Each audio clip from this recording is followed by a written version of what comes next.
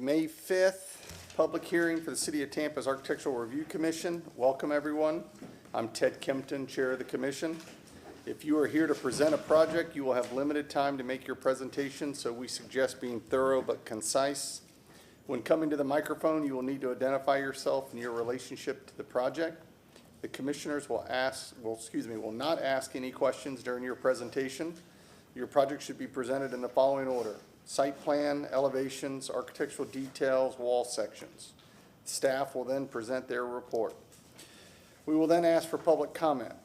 Please state and spell your name clearly if you are here to speak for or against a project. Your time will be limited to 3 minutes, so take some time now to summarize your comments because 3 minutes goes by very quickly. Following the public comment, the commissioners will ask questions in the same order as the presentation. Next, the applicant will have 5 minutes for a rebuttal. The public hearing will then be closed. After the public hearing is closed, no further testimony can be given. The commissioners will then discuss the case and will make their decision based on Chapter 27 of the City Code of Ordinances, the design guidelines, the Secretary of Interior standards, Historic Preservation Development Review Committee comments, and the testimony given at the public hearing. The ARC can only act on items that are within our specific jurisdictional responsibility. Owner agents are independently responsible to obtain any appropriate permits and/or approvals. If you haven't already done so, please silence all cell phones. And introduction of the commissioners will be from my left. Elena Perez Ketchum, Attorney Representative. John Prokop, I practice architecture. Tim Jones, contractor. Dan Myers, architect. Good evening, Carol Post. I'm the Public Policy Representative. Brian Hammond, architect.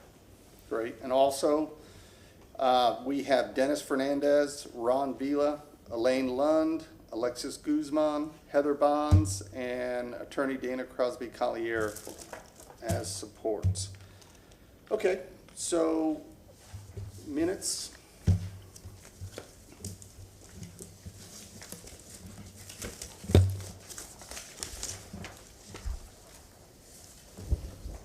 And Dana, these are going to have to be two separate. Yep. April 7th, April 9th. I move to accept the Monday, April 7th, 2025 minutes. I second. All right, we have a second. Seeing no discussion, all in favor of accepting the minutes for April 7th meeting, signify by saying aye. Aye. Motion passes. Looking for a second motion. I move to accept the minutes from the Wednesday, April 9th, 2025 meeting. Second. All right, we have a second. Seeing no discussion, all in favor of accepting the motion, signify by saying aye. Aye. Motion passes. Good evening, Commissioners. Dennis Fernandez, Architectural Review and Historic Preservation Manager. Welcome to this evening's public hearing, to you and to our applicants and those joining us via TV. I did want to let you know that we do not have a hearing on Wednesday. We are going to be handling the cycle of applications at this evening's hearing. That being said, we will not be presenting you the staff approvals from the previous month. There was a technical issue with our computer system that prevented us from assembling that data, so we'll bring that to you at the next public hearing. Within your packets, you have the May Bricks and Mortar, our newsletter, which features May as Historic Preservation Month in the country. So there's a number of events that are happening throughout the country to celebrate historic preservation in our nation. And here we recognize this, and we do take additional efforts with putting out information and bringing recognition to our local inventory of historic sites. That being said, we want to feature one of those structures during this month's Preservation in Progress, and so Elaine Lund with the staff has prepared a presentation on the Junta House in Ybor City. Elaine? Thank you. Elaine Lund, Historic Preservation staff. The Junta Homestead and Farm is located at 2401 East 11th Avenue. This is in the Ybor City Historic District. The Junta family acquired the property and built their home at 24th Street and 11th Avenue in the 1920s, and this property was designated as a local historic landmark by the Historic Preservation Committee and City Council in 2020. The Junta Homestead and Farm is a little unique in that it is not just the house and a surrounding yard. It's an entire, nearly an entire block located in the east end of Ybor City. The Juntas were Sicilian immigrants who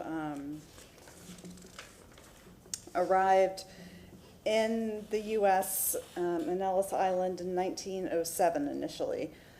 And they came to Florida at first to work along the railroad construction, and then they moved toward Ybor City, I believe, from Lakeland. And like many of their neighbors, they were able to get work on local farms. Celery farming was very big in that part of Ybor City at the time. And they also worked at the cigar factories as needed. The Sicilian immigrants' farms are briefly mentioned in both the local and national historic district reports, but they're not called out specifically as historic resource types. This is why we felt that this particular site needed a little more recognition, and why we moved toward designating it as a local landmark in 2020. The site itself, nearly the entire block, consists of the house, a few accessory buildings, including the contributing garage, which was built in 1951, the greenhouse, chicken coop, the planting field, which runs along the majority of the block facing 11th Avenue and 25th Street, and an area that served as the orchard on the south side of the property. In addition to the Junta's farm, this part of Ybor City was home to dairies, homesteads, other families who worked the land as well to support the grocers and the other providers in Ybor City. This is a picture of the family at the farm in the 1950s, and as it looks in the present day. The sorry, skipped a slide there. The 1924 house, which is a two-story bungalow with a porte cochere, is an excellent example of the craftsman style found in this part of the Ybor City Historic District. The original details are intact, and this includes some of the decorative brick design on the column piers and the stickwork in the gable ends there. There we are. And that's the overview of the Junta farm. So we're very happy to have that as an addition to our local inventory of historic sites. Thank you. Thank you, Elaine. Moving on, I did want to bring to your attention this evening, we will be holding the election of officers after we review the final case. So I'll lead that discussion at the appropriate time. In the meantime, we want to begin by disclosing conflicts of interest and ex parte communication, and I'll ask our legal counsel to lead that discussion. Good evening, Dana Crosby Collier from the City Attorney's Office. I'd like to ask if any member has a conflict of interest with any item on the agenda this evening. I have none. And has any member engaged in an ex parte communication regarding any item on the agenda? I have not. Okay, thank you. Thank you. We do have one continuation. That is for ARC 24-0000-170. The agent is requesting to continue this case until Monday, June 2nd, 2025 at 5:30 p.m.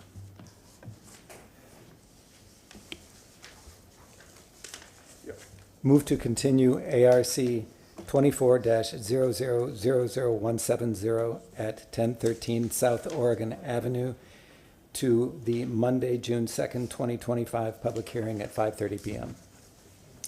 Second.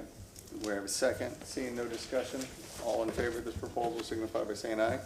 Aye. Motion passes. Thank you. We're now ready for our swearing. Anyone who's going to be presenting or providing public testimony this evening, if you could please stand and raise your right hand. Do you solemnly swear or affirm that the testimony you'll be providing today is the truth, the whole truth, and nothing but the truth? I do. Thank you. May be seated. And with that, we are ready for our first case this evening, and Ms. Bonds will present that case to the board.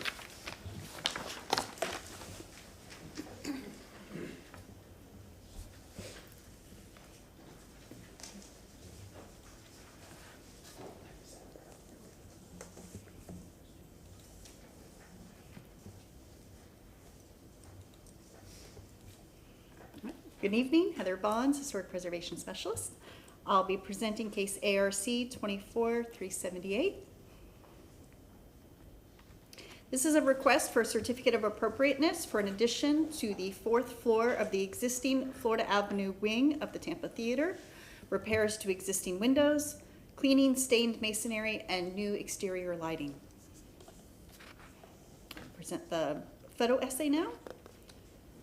This is a local landmark, part of the North Franklin Downtown Multiple Properties Group. This is the 1929 Sanborn map that shows that the footprint of the theater building has not changed in nearly 100 years. And here is where the property is located. The more iconic facade is facing the Franklin Avenue street side, where today's scope of work will be taking place, is proposed on the Florida Avenue facade. This is the more iconic facade that faces Franklin. This is the tower that goes up. It's much taller than the Florida Avenue facade. This is the east-facing facade. Again, this shows part of the area that the scope of work will be taking place above that 3rd floor portion. This is the Florida Avenue facade again. The proposed addition is again to above the 3rd story. Again, a close-up of that area. Looking across the street to the parking garage under construction. Looking north from Florida. And looking north from the Franklin Avenue portion. And south from Florida. And looking across the street across from the Polk Avenue corner there. I'll now ask the applicant to come up and present the request to you all. You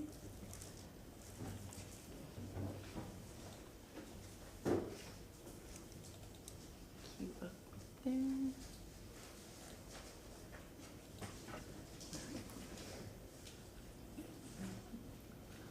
Good evening. My name is John Bell. I'm the president and CEO of the nonprofit organization Tampa Theater, Inc., whose charge is to preserve and program Tampa Theater in partnership with the city of Tampa for the benefit of the community.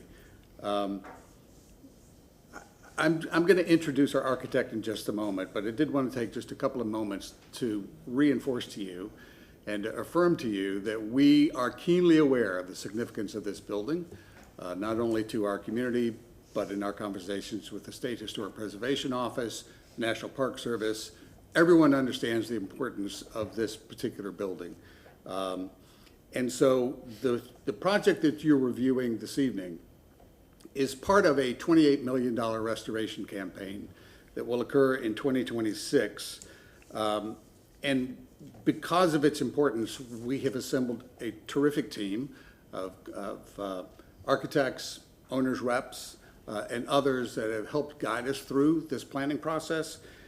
We've spent more than 2 years developing these plans because in 2026, when we begin this work, we will have about 8 months to do it, and we've got one shot to do it right. So we welcome your feedback this evening.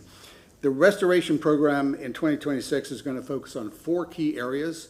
The first, of course, is what everyone thinks of when you say you're going to restore a building, and that is the authentic restoration of the public spaces. Particularly the auditorium is going to be restored using Evergreen Architectural Arts, which is the firm that did the work in 2017 in the lobby. We're also updating the infrastructure for the building, the HVAC, the plumbing, the electrical. We're updating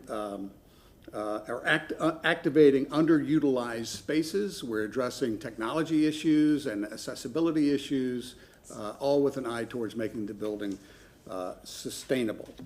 So the addition we're talking about tonight is designed to give us the additional space that we need to expand our education programming.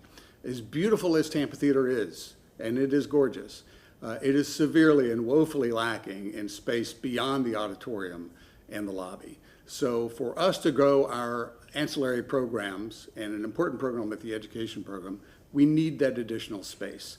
So I'm going to turn it over to Andrew Gale, who's the project architect for us with DLR Group, and he will walk you through the plans. Andrew? Thanks, John. So give me 1 second to get situated here. Okay, I think that's straightforward. So again, I am Andrew Gale with DLR Group. DLR Group is an integrated design firm. We do a lot of different things. Integrated, I should say, means we have architects, interiors, MEP engineers. With our arts group, we also bring acousticians, theater planners, rigging designers, all the different design trades that you really need to do a project like this and do it well. And I would just echo what John said. I mean, DLR Group, I don't know that anybody does a lot of historic theater renovations, but DLR Group, we do our fair share. And I would say even within sort of that portfolio of work, like the Tampa Theater is very meaningful to us. It's an asset certainly to Tampa. It's an asset certainly to the country, but it's an asset to the world. I mean, it is world known. So we take kind of that charge very seriously, as I'm sure you guys do too as well. So I will forge ahead. So this is the site plan. We've got, as Heather sort of teed up, Franklin Street with the marquee and blade sign. This is kind of the iconic facade, the entrance into the theater. The audience chamber is here. You guys can see the mouse, correct? Perfect. The audience chamber is here. The stage is here in the back, load in off of Polk Avenue. And then there's this sort of narrow strip of office building that was also designed by John Eberson, also built in 1926. That was always meant as being sort of, ancillary, like rental office space. So the piece that we're talking about here today is really that portion of the building. Here's a rendering just to kind of get everybody's kind of situated. So again, there's a few things that we can talk about today. With the building itself, the windows were replaced a couple of years ago. All of the lintels were repaired along that same time. So really our scope, to preserve the exterior of the building is pretty minimal. I think, we're adding some lights along the sidewalk. We're adding some very thin lights above this small cornice, just to give some life to the building and some sparkle. We will clean the brick, just because it's stained a little bit. But otherwise, the building is in good shape. And to be honest with you, again, it is extremely intact, right? From the interior to the exterior, and that's an important part of what we want to preserve. So the addition, so the addition, as John said, this is kind of a dual-purpose space. It is going to be what the theater is calling their creative lab. This is going to be for their education spaces.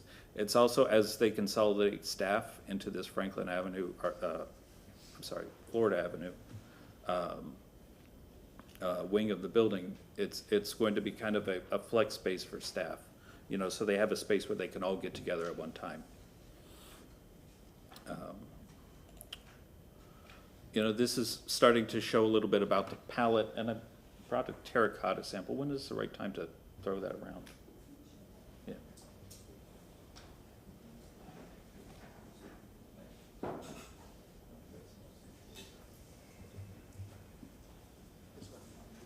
Yeah, sure.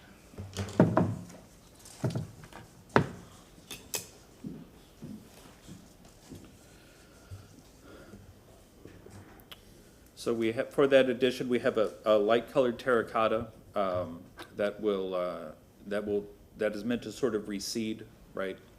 The addition you can see has stepped back from the Florida Avenue facade and the Polk Street facade, you know, to make sure that it sort of, sorry. Can I go backwards?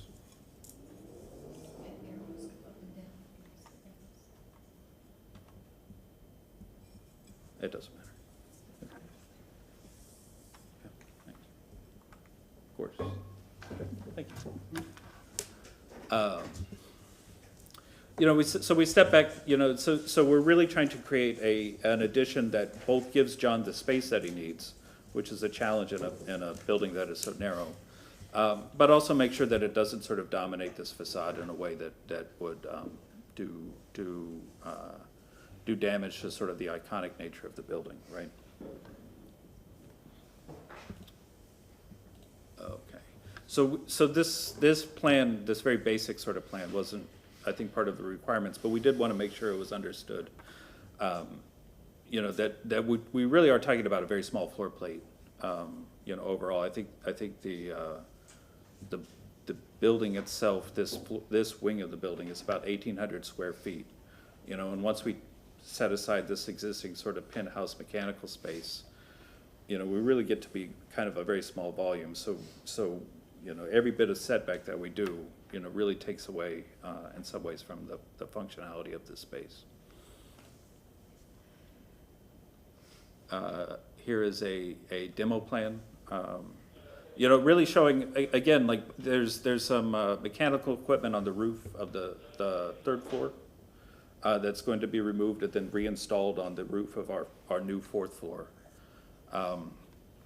But otherwise, we're really trying to do a light touch on that building. Here's an elevation that is showing that addition again. So the cladding is a light colored terracotta, storefront glazing at the sort of the primary program space, which is this creative lab. And really, again, trying to sort of be recessive. There is a door, but the sort of, you know, the space between the addition and the existing parapet is not really meant to be occupied. It's not deep enough to be occupied, but we want to make sure that you're able to get out and do maintenance or whatever for roof drains and so forth. You know, but otherwise that door is meant to just sort of disappear into the design of the facade. And here's sort of a rendered view of that same elevation with a little bit of perspective. So you can see, you know, the chiller that's being, you know, put onto the roof is, you know, it will be visible, but you know, this was really a negotiation that we had with SHPO and Parks, right? Just, you know, to say, you know, understanding that we all want to screen the mechanical equipment, we also want to keep the overall height of the addition, certainly, you know, as low as possible, but certainly below the height of the existing penthouse adjacent to it.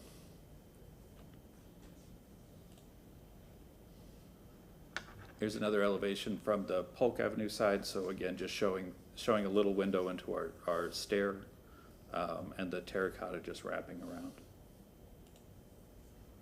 Again, sort of a rendered elevation of that same thing. And then we've got some details really just to show kind of this section through that addition. So you can see the existing parapet here. We will remove the existing terracotta coping and then, you know, flash under it and reinstall it, you know, with the idea just to sort of preserve it. Right now the flashing laps up and over the coping in a way that that we didn't like. So we're gonna fix that. And again, you see the setback, you see sort of the parapet height of our addition, which is again meant to screen the elevator overrun and some of the mechanical equipment that will be on our roof. And there's some cut lines that make this seem shorter, but this is the same thing a little bit further down, so you can see the storefront. You know, we're really trying to maximize glazing in a space that otherwise would start to feel, I think, a little bit claustrophobic. Provide some screening for the new chiller on the roof. And then there's the materials. So I passed around the terracotta, the glass. You know, we are proposing a sort of a dark frit pattern that would sort of fade from, or start solid and then fade to clear as you got closer to the view. But the idea is just to give, you know, some solar control. And that, I think, is it. So now that I know how to go back, I'm happy to go back to anything. And otherwise just answer questions. Great, thank you very much. Do you have to do one? Yeah. you.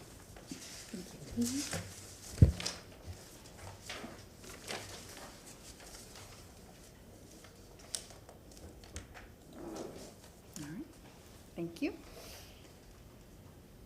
All right. And for my staff report, we have two sections of code that we used as part of our evaluation criteria. The first is 27-115K4. That states for locally designated landmarks, our evaluation criteria will use the Secretary of the Interior standards for rehabilitation in this case.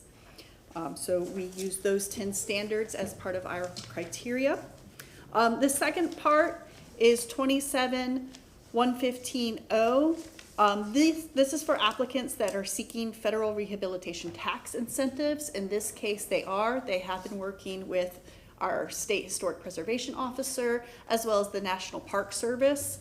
This project has been reviewed by the National Park Service and has received a preliminary approval.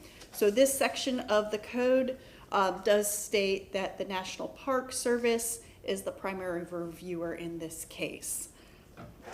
But staff did review using the Secretary of Interior standards for rehabilitation. This criteria is in the staff report.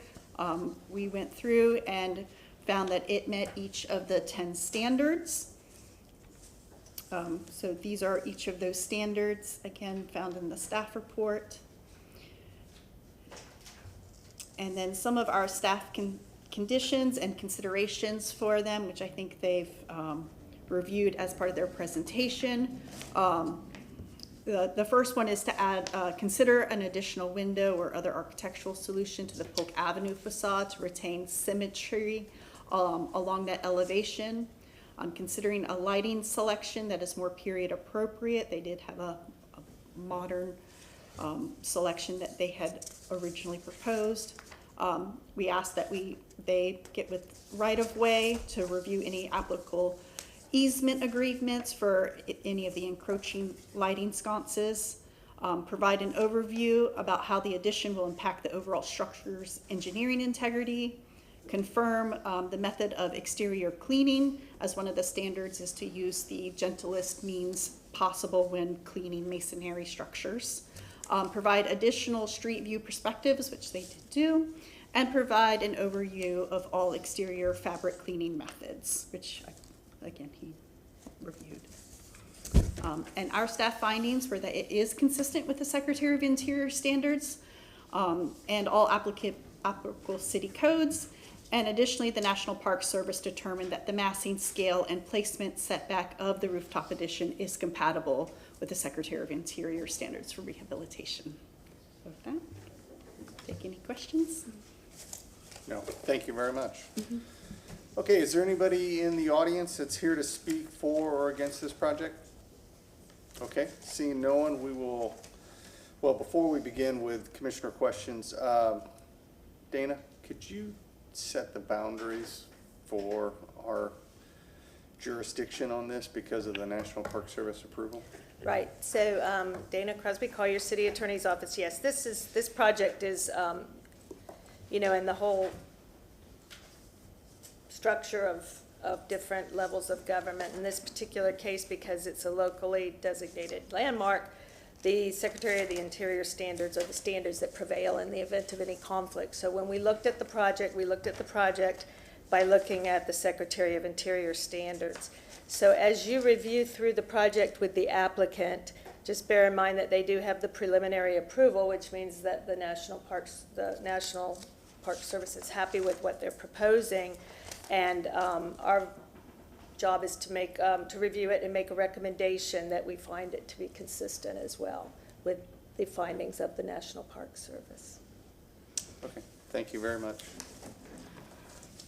Once again, Dennis Fernandez, the staff. I want to just provide a little bit of context because this is not the first effort to come up with a design that met the review of the review authority in the National Park Service, the State Historic Preservation Office, and our office, which is nearly seems to be an impossible chore because everybody has sort of a different way of looking at these additions on these buildings. So this is at least the third, maybe fourth version of this project. It's become more refined since we began reviewing it about a year ago. We've had probably nearly a dozen types of meetings with different individuals, different levels of the preservation hierarchy.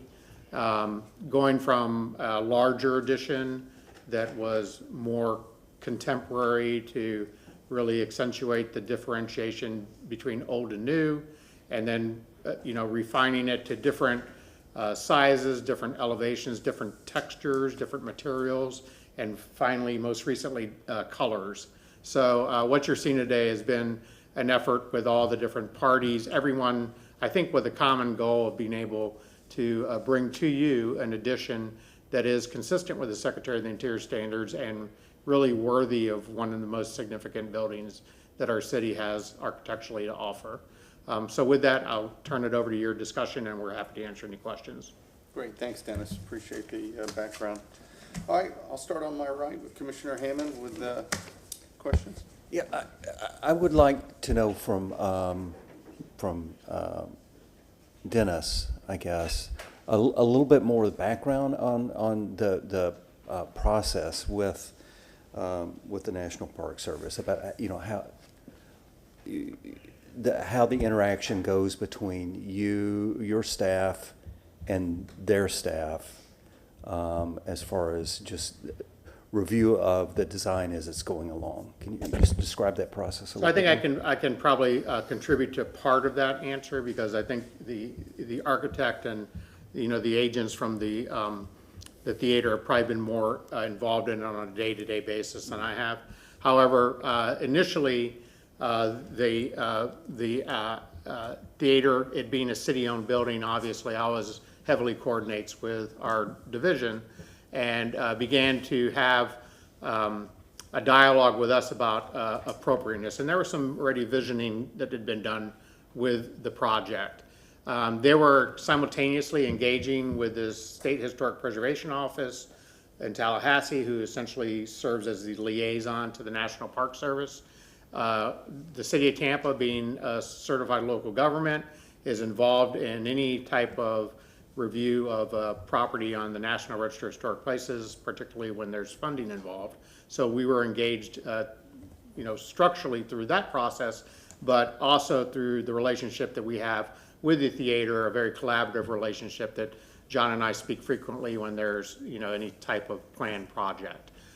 So there are some key points, I think, that were formal with discussions with the State Historic Preservation Office and the National Park Service, where we were exchanging ideas about our determination of compatibility and theirs. And then there was also informal discussions that were occurring through John and the architects and my staff along the way in tweaking, because ultimately they had to, satisfy the National Park Service, who's the ultimate reviewer in this, and in doing so, wanting to ensure that they also satisfied our review process and the certificate of appropriateness process. And so we finally came to a point, after much effort on their part, where we felt that the project was ready to come forward for your review. Okay, thank you. And I'd like to ask the applicant if he can just expand on that a little bit about the interaction that. Yeah, I'd you be had. happy to. So, you know, we did start talking to Dennis and Heather very early on, you know, as we started to work with Elena Coast at SHPO. You know, I think, you know, our goal really was first to understand, you know, what was feasible on that roof, because it is quite a small space, and to understand really what John needed. So we, you know, we're doing some tests, and as we were very early in the process, you know, John suggested that we talk to Dennis. You know, and while we're doing that, we're also talking to Elena. So Elena and SHPO, you know, sort of understood the direction that we were trying to go, but obviously, you know, are very protective as they're required to be of the building itself. You know, and as they sort of applied some of the Secretary of Interior standards, you know, to vertical additions, which are a different animal, you know, from a horizontal addition. That was really where they suggested that we needed to quiet down the addition a little bit, and do some, and set it back a little bit more so that it was a little bit more recessive. So we worked with Elena sort of informally for a bit. And when she was comfortable, she suggested, okay, now we can go for a limited review with National Parks, right? So we did a first limited review at Parks. Parks said, you know, we're really not sure that this meets the standards. They asked some questions. We answered the questions. A big part of the answers to those questions, candidly, were what John shared at the beginning, that you know, there really are no spaces within the existing Tampa Theater that do what he needs it to do, you know, to sort of deliver on the educational programming that the city wants, you know, that you know, the city has been demanding, just in terms of like kind of their interest. So, you know, so as we sort of helped get Parks comfortable with the purpose behind this addition, we responded to some of their requests about, again, the setbacks, sort of simplifying the exterior a little bit so it would recede, and also adjust the color so that it was not quite so similar to the existing building, you know, and was a lot lighter. You know, they agreed that was compatible. So again, I appreciate you guys letting us kind of hang out as a continuation item on your agenda for a while, but that took a little bit of work. Okay, thank you. No more questions. Hello, good evening. Thanks for the presentation, and I appreciate the stewardship of the effort and the application. It's obviously a very special building, and we appreciate all the effort, and as you've articulated, it's clearly been a long process. I have some specific questions about how the staff report was responded to. It might be in the drafts or drawings or renderings, but I wonder if you could just call out. There were 3 specific things that I was interested in, which is the consideration of the additional window for symmetry on Polk Avenue. Was that done? It's only a consideration, but how did you respond to that? So there is, yeah, so we had previously had Is it possible to put that elevation up while we're talking? very possibly, I'm not sure how to do that.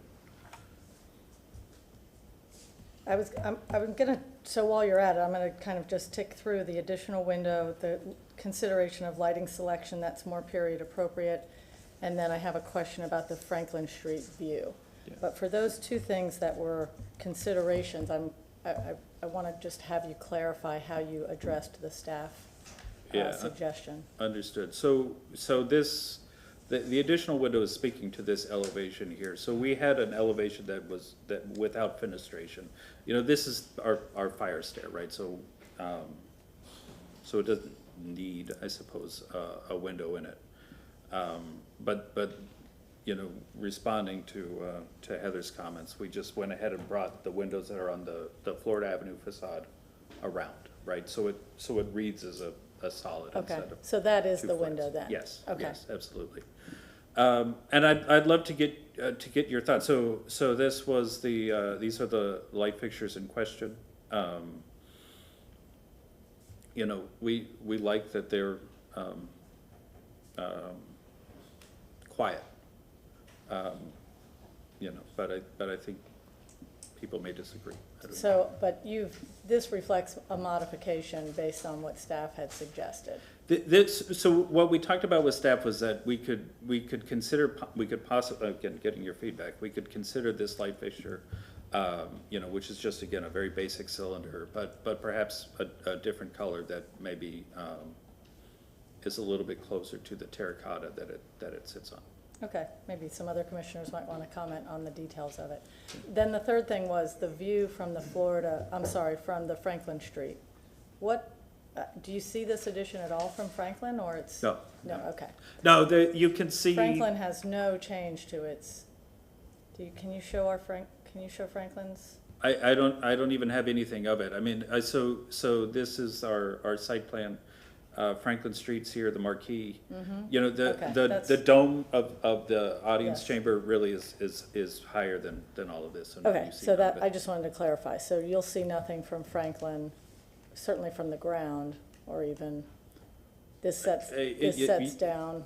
Right, yeah, Okay. our addition will be Okay. below the dome. Great. So I'm just going to give you my opinion, and we all have one up here. Commissioner Post, can yes. we wait on the opinion until we ask all the rest of the questions? Oh, no, well, it actually is a question Okay. that's related to, you spoke, pardon me, it's a question related to the appearance of, which you spoke a little bit about the process. I did not see prior iterations of it, but apparently there were some, and you've been asked to, you said, quiet it down, set it back, and change the color so it's not too similar. You've achieved that, but can you just speak a little bit about maybe where you started? Because that opinion part doesn't look great, but tell me how you got here. That might help understand what process you got to make these selections.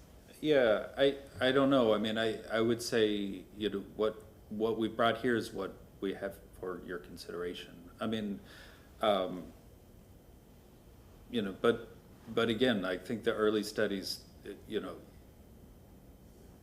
in addition to how they looked or maybe didn't look, I mean, really the goal was the addition just came much closer to the existing parapets. You know, again, with the idea that we would give John as much space as we could. Was there ever a brick look incorporated? We had brick, yes. Okay. All right, I'll conclude for now. Thank you. Can you tell me if the light fixtures on the first floor, are they replacements for a light fixture that was there previously, or is this a new They would fixture? be new. Okay, so there was never a fixture there before. Not that I'm aware of, no. So, in my preservation knowledge, then you don't want to put a period fixture there, you want to put a new fixture because it's a new thing and it was not there previously. I'll leave that. The terracotta, that can be any color, is that correct? I mean, there's a Yes. really broad range of color on that. And do you know historically what the tower, what color the tower was painted? The tower, The tower on Franklin, the office tower. I don't know that color. No. So nobody, I can assume that nobody, if you don't know it, nobody knows it, is that Yeah. probable? Okay, and then the location of the mechanical equipment, you already checked to see if it could go on the south side of the building, on that, above that mechanical space, right? The chiller? Yeah, Yeah, I mean, so the existing chiller that's on the roof of the third floor, as I understand it, predating our involvement, did quite a bit of damage to the building just because it wasn't anchored properly. So one of the things that we're taking advantage of in a way is, you know, as we're building and restructuring the third floor and then, you know, building up for the fourth floor, we have the opportunity to be a lot more sure about what that structure is going to do because it's new and we've designed it. So we like putting that equipment on the new roof because we feel like it's just a better support for it.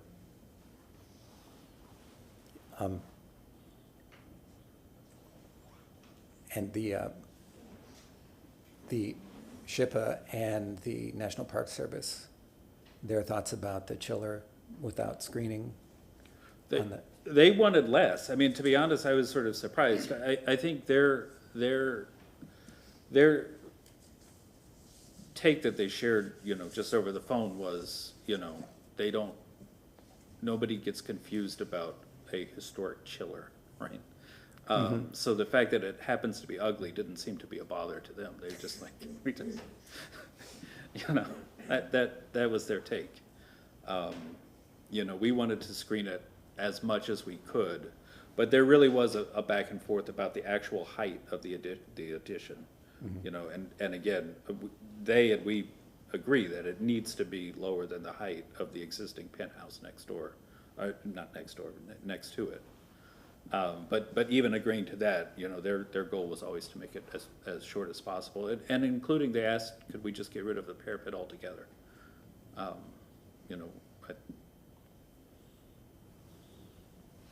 okay, and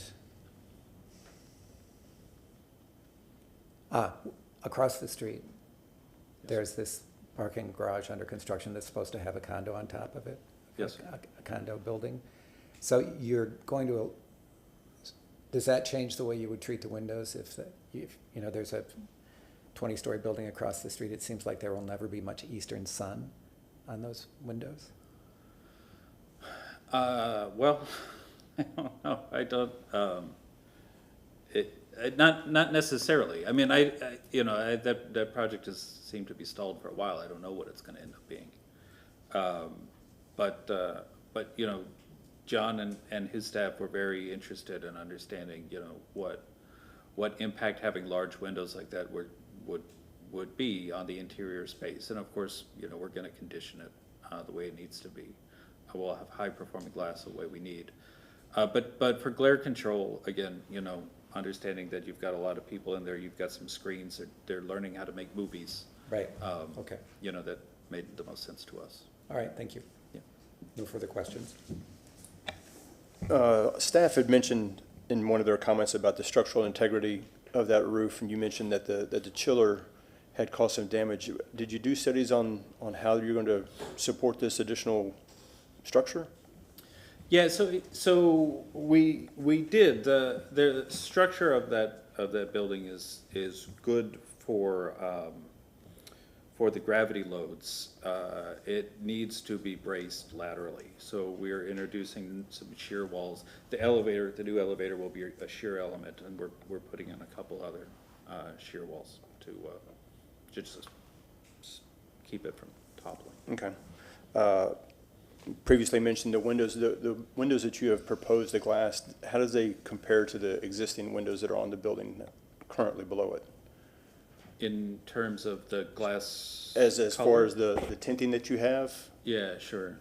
So the existing windows, they're new double hungs, but meant to, wood, meant to sort of be reminiscent of what was historically there. So ours is going to be, I would say, very different. I mean, it's storefront. It's much bigger pieces. It's got the frit on it. Okay. No more questions. Thank you.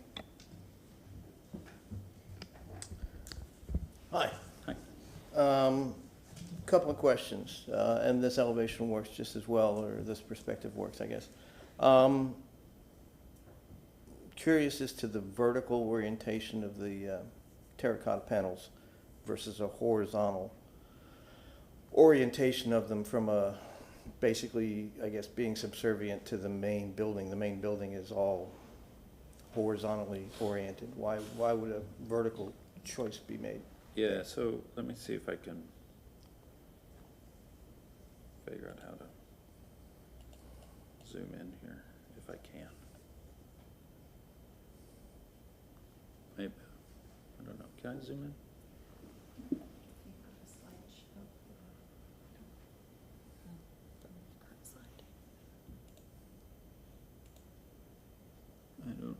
I'll just have to, it's pretty subtle, I might just have to describe it.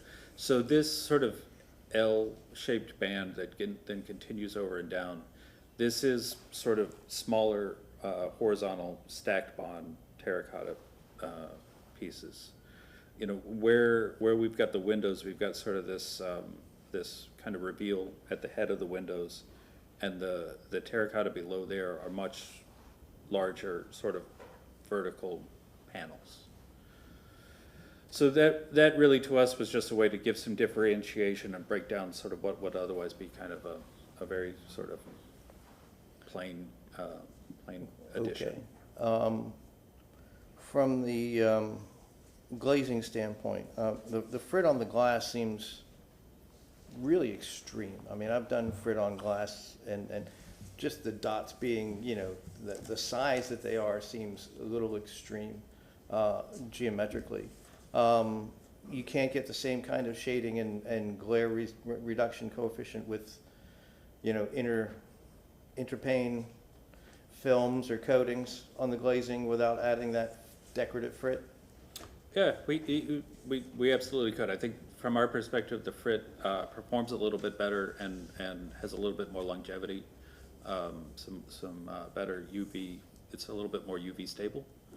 Is there a reason black was chosen for that as well as for the framing? That was an aesthetic choice.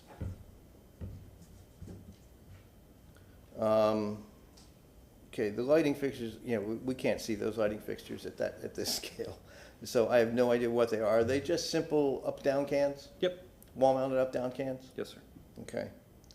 I had the structural analysis for it, light fixture. From the shipping, the other main thing I think is the chiller on the roof.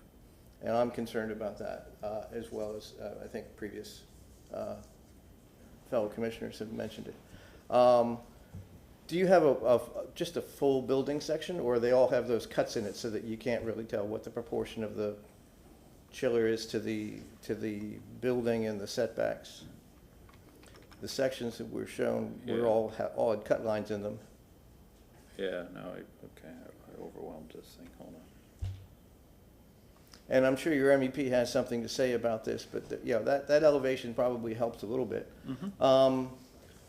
You know, I mean, there's X amount of tonnage that you need, obviously. You're setting in a certain place, there's structural limitations, there's setback from both streets. But you could, I mean, I don't know how big that chiller is in relationship to the entire addition.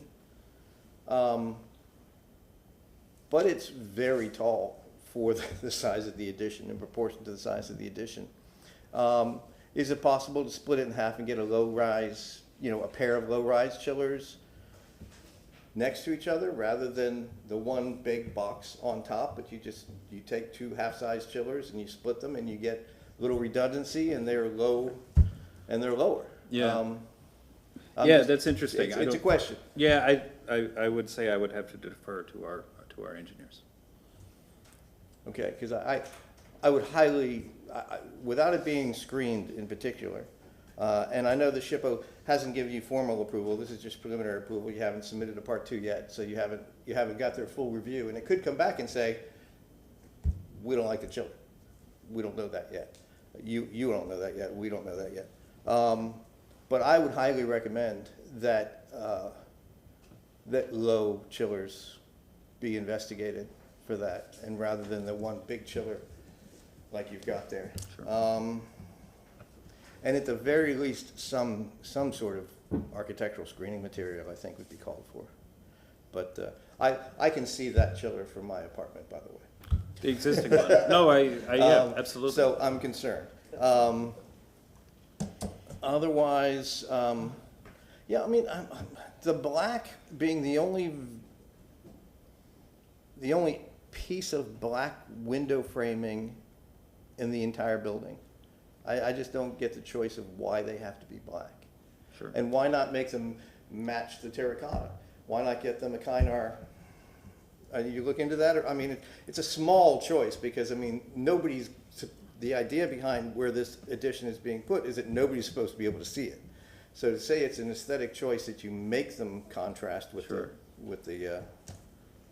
Yeah, I don't. with the terracotta. I mean, I'm happy to get your thoughts on all of that. I don't know. I mean, I think from our perspective, you know, the black frames help, you know, with the glass that, you know, as we all know, unless it's at night, the glass will read as fairly dark as well. And so it just kind of becomes a punch within what otherwise is a very simple kind of form, right?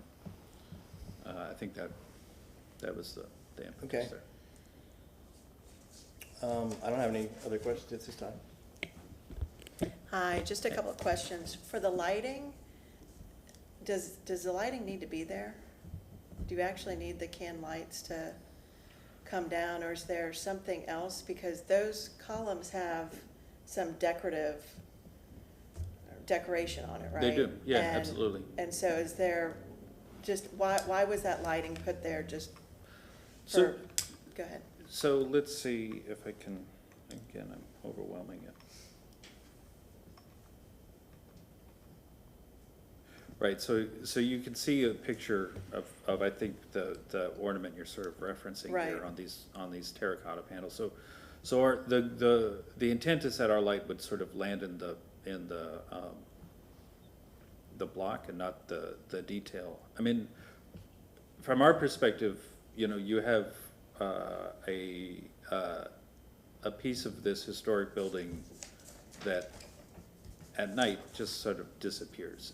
And I don't know, I mean, I guess we could talk about if that's appropriate or not, but it just, you know, considering all of the life that's happening inside of this building, you know, livening up the outside made sense to us. You know, making it safer for pedestrians made sense to us. And you're gonna have lighting up at the midpoint, right? That's right. So in this, you know, very small cornice, this transition between the terracotta and the brick, we'll have little lights that are just up. Again, to give some life to the facade. Okay. For the color of the addition, is that really governed by the National Park Service? I saw their letter where they talked about essentially make it lighter. Yeah, I mean, their directive to us, you know, was essentially, you can see this kind of stucco on the audience chamber behind. They said the addition, make the addition match that. And what happens if this group says we want it some other color? Does that affect what the National Park Service, the approval that you're getting from the National Park Service? I don't know, but my understanding is that Parks sort of has. Dennis Fernandez with staff, what we'll do is essentially produce a report of what your conclusions are as recommendations and provide those to the applicant to be provided to the National Park Service. City is the owner of this building, so we definitely have a stake in what occurs architecturally on it. And so the National Park Service would receive those comments, and if they saw some flexibility with some of these issues, then they would try to accommodate that.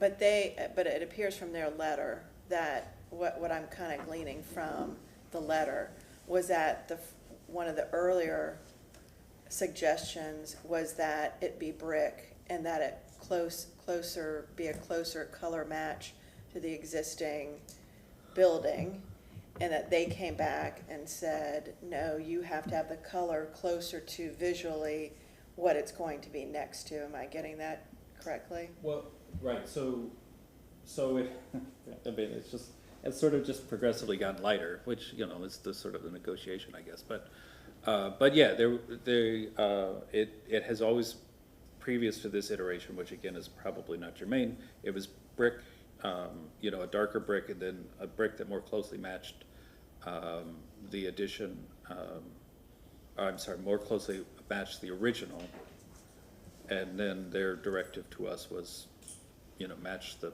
stucco.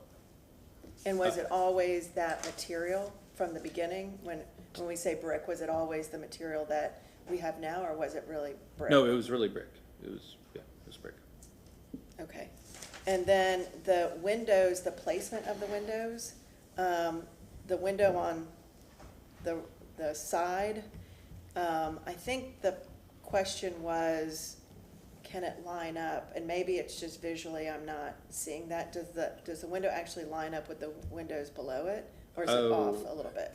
It doesn't, but, you know, I mean, I guess obviously it doesn't, but the one on Florida Avenue doesn't either. So- Right, and so that was my next question was, were any of the previous designs have windows that more matched the ones below, or was it always the windows were like this? Were continuous like this? You know, we did some early studies that had a more punched window, but I don't know that it even survived a conversation with John. I mean, Okay. I don't know that it sort of fired anybody's imagination. Okay. I mean, you know, on this facade, you can see, I mean, the windows in some ways are dictated by the structure of the addition, which of course is carrying down into the new structure. So there is a logic between, you know, with sort of this bay and these bays, you know, this bay and the Right. windows below. But obviously it's in a different sort of pattern. And then what's on the side that doesn't have the window right to the, sorry. right of it from how I'm looking? Is that the? This? No, I'm sorry, the other side? Is it the? North side. Whole- Yeah. What, Yeah. The staircase? Yeah, right. Okay. Yeah, so you come into this, the fire stair and it wraps down and just continues all the way down. Gotcha. Spills you out at this door here. Okay. Okay, that's all I have. Thank you. I think my colleagues have asked most of the questions. I do want to go with the owner. You put a lot of effort into this, and I am assuming the answer is yes, but before you started this, did you do a study to see if there was any space commercially available adjacent to this, so that you didn't even have to do an addition? There is no space within the property that we control to do this. The lot that is directly to the south of the auditorium is owned by 717. And then the office tower on Franklin is the office tower. So for us, the education space, this was sort of the logical place where it would fall. And I will tell you that, you know, one of the best things that we do is our summer film camp, and we do it in partnership with USF. But we can only do that when our concert and live event season slows down in the summer. And we can only do 4 to 5 weeks max. And we are asked repeatedly, when are you going to expand that? We would like to see these programs all year round. So for us, it was the logical place to put it within the area of the Tampa Theater that we control. And of course, part of the magic of having that film camp and our education programs is having it in the Tampa Theater rather than down the street someplace. I hope that answers your question. It does. It does. Thank you very much. Okay, like I said, I think all the other questions have been touched upon. Oh, One quick one. Okay, I'm bringing up the city's comments themselves. You didn't touch upon the cleaning methods and the exterior brick restoration techniques that are going to be undertaken. Are they going to just be for the Florida Ave side, or 2 sides, 3 sides? Yeah, that's a good question. So right now in the scope of work, it is just the, you know, let's call it the Florida Avenue wing. So, you know, the Florida Avenue facade, and then as it turns the corner, you know, up to the audience chamber. Okay. And the techniques, do you have a specification for that, for the? Yeah, we've brick got a cleaning? spec. It's so, you know, it is exactly as Heather described, you know, they kind of, it's a performance spec that kind of walks you step by step, you know, to discover the least, you know, intrusive method, but. What works and what doesn't? Yeah, so it starts with, I think, a medium pressure spray. If we have to do something acidic, it would be the Prosoco, one of the Prosoco, SureClean, I think. You know, soft bristle brushes. So again, you know, just kind of going step by step to find out and it's just atmospheric dirt. It's nothing, I don't think it's anything spectacular. I think it's gonna come right off. Right, okay. And look great. Yeah, I've done a few things where you actually just run like a drip hose across the top and have really low low volume, nonstop dripping, to wash with a little bit of, light detergent Yeah. kind of thing. All right. That was, I just want to make sure that all the line items that the city mentioned got touched upon. Thank you. All right, any other questions? Looks like we don't know. I just have one quick question about, there is a special piece of terracotta above the windows. Can we look at this section again?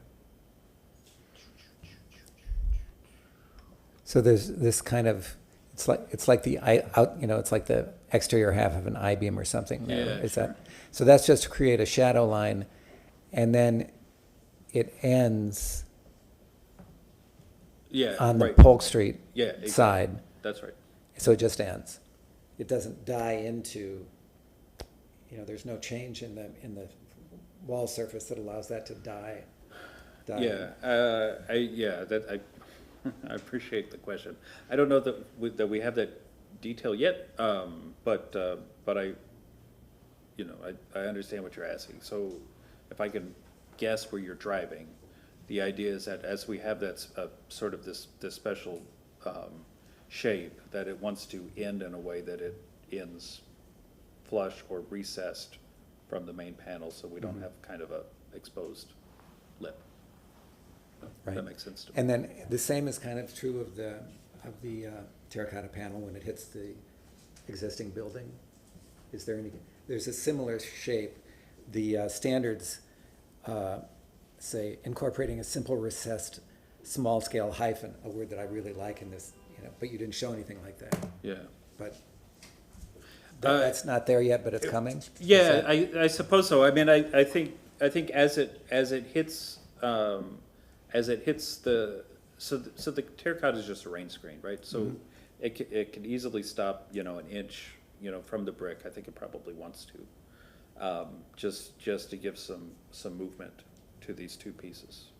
I think that, yeah, you've answered my question now. That's perfect. Yeah. Thank you. Okay. Now looking left, looking right, and looking left again. You have 5 minutes for rebuttal. You so choose. Do I need, is there something, did you say something I need to rebut? I don't think so. I think it was pretty straightforward. That is up to you. Okay, so no rebuttal. At this point, we're going to close the public portion of the hearing, and we will start with discussion. I can appreciate, I think, the back and forth that they've had to go through. So that being said, I think the color's weird. I think that's an odd choice. It's too yellow. It's as if, somebody went to pick out a color and came back and it was a little off. And I would have tried to tie it into something, and there's some buff color terracotta that I see on there. And It's less yellow and more cream. yes, yeah. I mean, I understand. I understand that there was a progression to go lighter and lighter. Wouldn't necessarily have been my personal choice, but had it gone lighter, I would have tied it into something else that was a little more substantial in saying this. That goes with that. I see the tie-in. And the second thing that I think is weird, I mean, is, and not to, we could dive into a lot of things, but I think the addition of the light fixtures is not necessary. I mean, but that's my opinion. Not necessary in that you're going to be drilling through something that is pretty, pretty ornate and substantial, and I always hate seeing things drilled into terracotta or some nice masonry when it didn't really have to go there. And so that's my opinion on those. I walk down that block often, and it's dark. Even when the theater's operating and running and it's all lit up on front on Franklin, that backside is bad. It's dark. I appreciate the street lighting. I'm wondering if they could happen, even if maybe the band across the cornice uplighting the walls of the building above might already accomplish that without adding cans through terracotta clay tile, you know, glazed decorative clay tile. And as far as the addition color to match that clay tile at the grade, you know, that grayish white clay tile at the grade to at least become closer to it rather than the yellow gold. The yellow gold would just seems odd. I agree.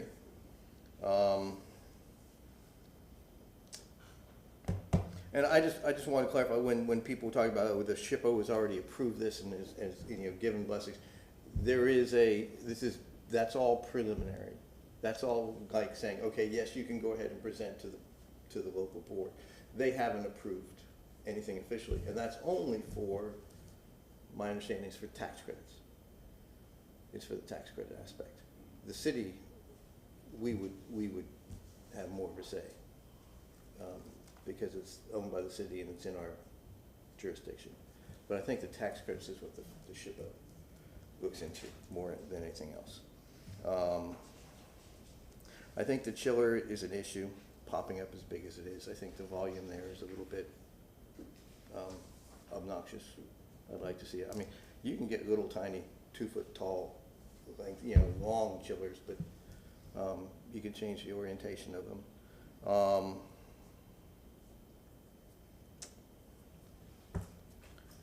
It's a lot of trouble to go to for very little square feet. That was the other aspect of it. It's a lot of work for I didn't even get the number of square feet involved, but you know, it's not a lot. You know, the office building I'm in, the little 2-story that has the rest of the block. I'm on the 2nd story of that building. That's where my office is. And you know, if you bought that building, if the theater bought that building, eventually that might happen.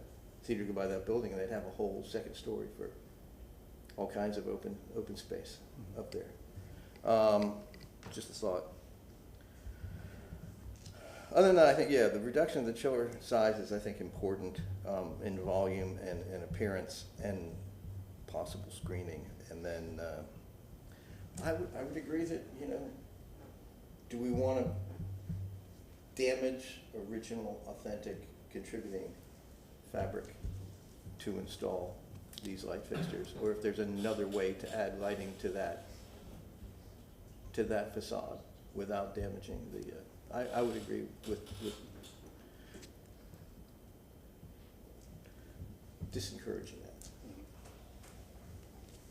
that. May I ask that staff put the Florida Polk rendering or perspective up, just to enable, I think, some of this conversation about the coloring? I don't think we need to do the public hearing just to change that. But so, my opinion, so I'm 3 concerns. The angled one, the Florida Polk Perspective. angle. This one? No, No. This one? It's perspective. It's perspective. It's a 3-dimensional, like, It's the bird's eye. corner. Keep going. Keep going back. Sorry, the arrows aren't. One more. There you go, perfect, okay, thank you. So I have 3 concerns, and they're somewhat already being echoed, so I'll be brief, but I don't see the symmetry at all happening with the windows on this space. And I asked for this to come up so we could see both sides, but when you're looking straight on from Polk, as was commented, the alignment of, there's the one single window off to the left, and then the bank of four, but those 2 banks don't, the first bank sort of aligns with the stack below it, the second one to the right does not. And I don't know what's happening in the interior space, which is probably driving their positioning, but I just think it looks out of place. The single window around the corner just jumps out as being unnecessary. Either balance it or remove it. I just don't find any symmetry happening there, which is why, to me, it makes it look like just a bolt-on, almost a temporary structure. It just doesn't look like it belongs there. So symmetry of the windows. The second is the coloring. Completely agree. I won't reiterate. What's interesting and why I asked for this to draw up is when you see to the right, where the yellowish is connecting, that's the lighter view. Why isn't it matching that? Now, my preference would have been to see it in brick, but if they were swinging this to lighter, then at least it should match and coincide to the to the area that it's directly adjacent to. So that's the coloring. Height of the chiller, completely agree. And the light fixtures, agree as well. If there's another way to present lighting, I do think activating the street and adding lighting as part of the project is a very helpful addition. But if it can be done without damaging the integrity of the historical columns, that would be preferred. That's my thoughts. I'm wondering, yeah, maybe you can put sidewalk spots up those columns or something like that. On the sidewalk. In the Lots of cities. choices. But the city owns the building and the city owns the sidewalk. City owns the sidewalk. It's zero lot line. It's just, you know. Yeah. Okay. Okay, well, it sounds like we've got, there's a bit of consensus. Did you have some? Yeah. The color issue is, you know, to be compatible, I feel like the color should have the same value, right? It has to have the same grayscale. But the chroma, you know, where it lands in terms of its actual color, it seems like there could be another answer. And that's one way that this could distinguish itself in a very quiet way. Because right now, someone is telling them, match the color that they painted this 10 years ago. Right, which has no historic value. Yeah. Right. So that doesn't seem like, you know, if. And it's somewhat hidden as well. Yeah, and it's, I mean, because right now it's really dull. And I know they don't want it to compete with the building, the originally, you know, the historic fabric there. But I think it could have a little more character. And I don't know if the corner at Polk and Florida could be rounded. There are lots of things that could happen that would give it a little more character in itself without becoming an overwhelming. I think it could even be simpler. I think it could be even plainer. Frankly, to be more subservient to the main building, the main cornice, and the main geometry. And, you know, the bays of windows, I don't agree that they need to align with the main buildings, because you never see them in That elevation. the same plane, ever. They'll always be off, because they'll never be symmetrical, because you'll never see them in a symmetrical standpoint. But I think it could be even more subservient, and plainer and simpler. I know they probably had much more elaborate designs for previous schemes, and it's gotten simpler and simpler and simpler and simpler. And I think it's in the right direction. But I don't have a lot of complaints. I think. I was about to say, yes, it could be simpler, but doesn't have to be simpler. Right. And I don't think it has to be simpler. No. It can be more simple. Okay, it sounds like we've got a consensus of items. So again. Yes, Mr. Chairman.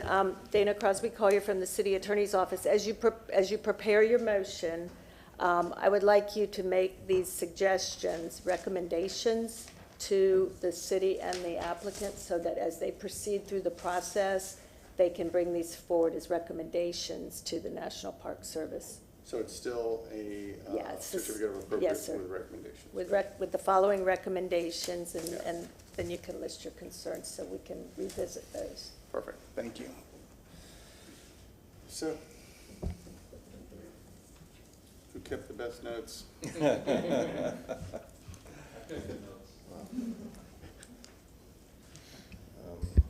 I just have a question though about the window symmetry. Do we have consensus on them making adjustments to the windows? You know, whether it's having, again, I would never try to design from here, but why there are 2 banks of 4 versus banks of 3, which to me is symmetrical with the entirety of the rest of the building. So whether you're seeing it from where you're seeing it, it might be irrelevant, but ultimately the design is done in a way that is compatible with the original building. I think the widths of the glazing panels are the nod to the original windows. And the idea was to maximize glazing. They go floor to ceiling, wall to wall, but the division of them is basically, honoring the proportions and scale of the original windows. But,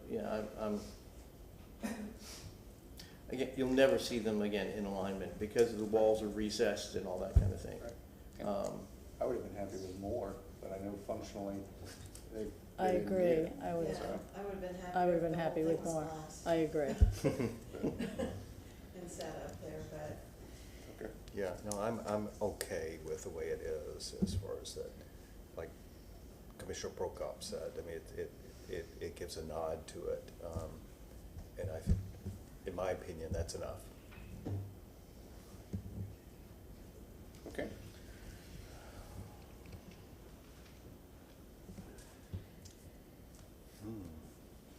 So, I'm looking. Commissioner Prokop, are you gonna take the floor?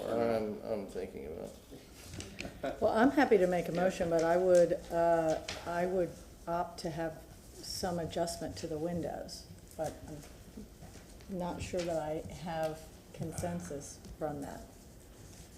Well, you can make a motion, and then you'll either get a second or you won't. Yeah. And then we'll have discussion, and we can amend it if we have to. Okay, so I'm going to move that we grant a certificate of appropriateness for case ARC 2400000312 for the property located at 711 North Franklin Street, based on its consistency with the code's requirements and staff expectations with the following recommendations. The first is that the light fixtures proposed to be installed on the historic columns be eliminated in lieu of some alternative lighting option along Florida Avenue. Second, that the height of the chiller be re-examined with an alternative to bring the height down through some means or method. Third, that the coloring of the addition be adjusted in a way that ties into existing colors, tones for the current building more consistently. And fourth, that the design of the windows, including the additional window on Florida Avenue, be reviewed for potential improved symmetry. Okay, do I hear a second? Second. All right, we have a second, so we have discussion. I think the key point here is the windows. I think there was consensus on all three. Does anybody have any issues with the wording? No, I think that wording left it open enough for that review without getting so specific, so I can go to that. Okay. All right, so seeing the end of discussion, we're gonna go ahead and move forward with a vote for certificate of appropriateness with the recommendations. All in favor, please signal by saying aye. Aye. Anybody against? No, it's unanimous. Congratulations. Thank you. Thank you very much.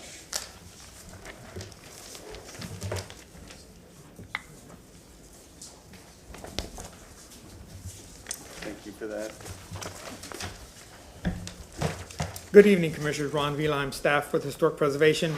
Moving to our next agenda item is ARC-25-0000155. This is for the address of 1806 West Bristol. This is in the Hyde Park Historic District. There are two structures currently on the site. The primary structure is non-contributing, and the accessory structure is a contributing structure that dates back to 1920. The underlying zoning is RS50. The request is for a certificate of appropriateness for new construction for a two-story single-family residential structure with site improvements. The size of the square footage of the primary structure will be approximately 5,000 square feet. Past action is illustrated on page 3 of your staff report.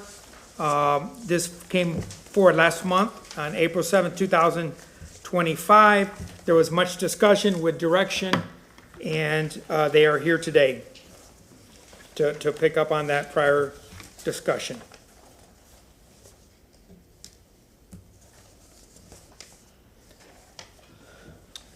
Starting with the 1929 Sanborn map. Zooming in as much as I can, and I'll show you another illustration as we go through the photo presentation. Property parcel under review this evening is on the corner of Fremont and Bristol. It's highlighted in the green and it's also circled. You see in 1929, there was just the accessory structure that was on the site. Moving to today's vicinity map. I wanted to show the location of the structure, and you see the proximity to Hyde Park Village is to the west of Hyde Park Village. Once again, on the corner of Bristol and Fremont, there is an alley that runs behind the subject site, but will not be part of the request this evening. This is looking from above. Just wanted to illustrate, you see the parcel size, it's a little larger than some of the other parcels. In the RS50 zoning classification, most of the parcels are 50 foot wide by 100 deep. This is 80 wide by 133 deep. And then you see the alley that runs behind it, north and south. Just to show you a couple of photos of the non-contributing structure that at any time could be requested to be removed, and administratively, we have the ability to grant that request. So this is the front elevation, which faces Fremont, and this is Bristol. This is just focusing on the Bristol. You see a series of larger oak trees that are on the parkway. Moving to the accessory structure. This is the period structure. There is no work requested to be done to the accessory structure at this time. We're just going to focus on the primary structure as it comes forward. This one here is illustrating a lot of the paving that is entering the bays for the automobile access. This will be reworked, and it'll be more period appropriate as the ribbons take their forms. Once again, just focusing on the accessory structure. This is showing structures within the vicinity. This is to the south of the subject site. This is directly across the street, across Fremont to the west, and directly across Bristol to the north. At this time, I'm going to have the agent address the board.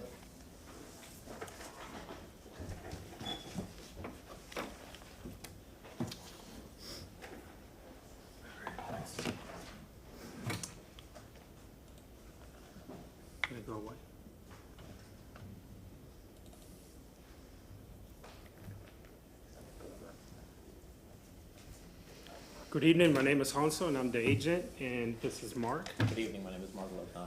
property owner.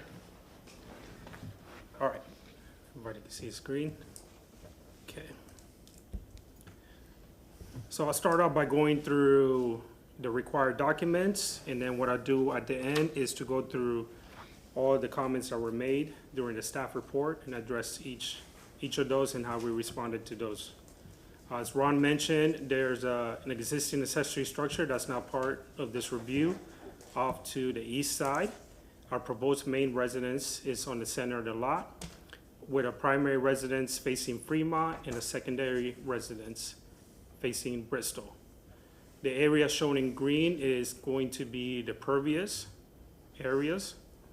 And then we were also gonna propose new pathways along both facades as well. That goes along with the existing character of the neighborhood.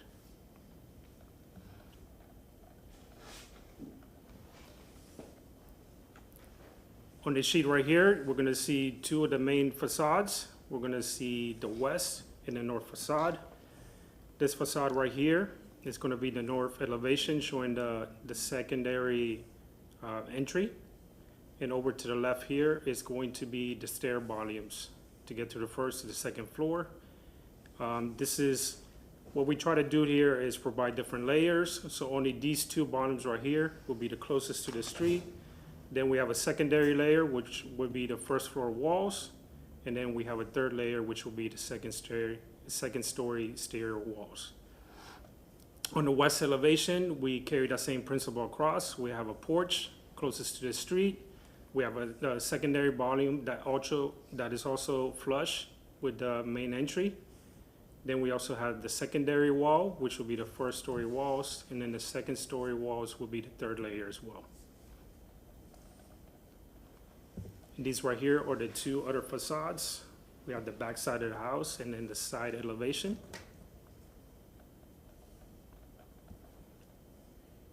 Here are some of the architectural sections. So this section cut right here is taken through the west facade. So this will be the main entry porch. And then this section cut right here as well will be showing the first recessed wall, the exterior wall. This right here is another section cut through the secondary entry point. It's showing the second floor conditioned space with the recessed windows. And we also have a cap at the top. And then we have things as cement stucco and the tongue and groove wood ceilings. And then we have the steps to the public sidewalk. This sheet right here highlights how we're gonna recess the windows, and there will be aluminum clad windows to go with the historic fabric of the neighborhood. We have updated as well the retaining wall section, and I'll speak to that a little later. Here's a rendering from the west facade. Rendering of the northwest. Rendering of the north side. And then this is a northeast perspective. Here are my proposed materials. Some of these colors are going to be to be determined. We're going to go with a shingle roofing. The exterior patio ceilings will be wood stained. These are the window styles. We're going to go with aluminum clad windows, more likely in the black color, and then we're going to express minimalistic kind of framing. And then this is some of our door hardware, some of our exterior lighting with the Wascons, a front door, and then we have a cement stucco, composite soften and trim, and then we're proposing to do a stack bond brick. I understand that's not the pattern there, but couldn't find an image of that.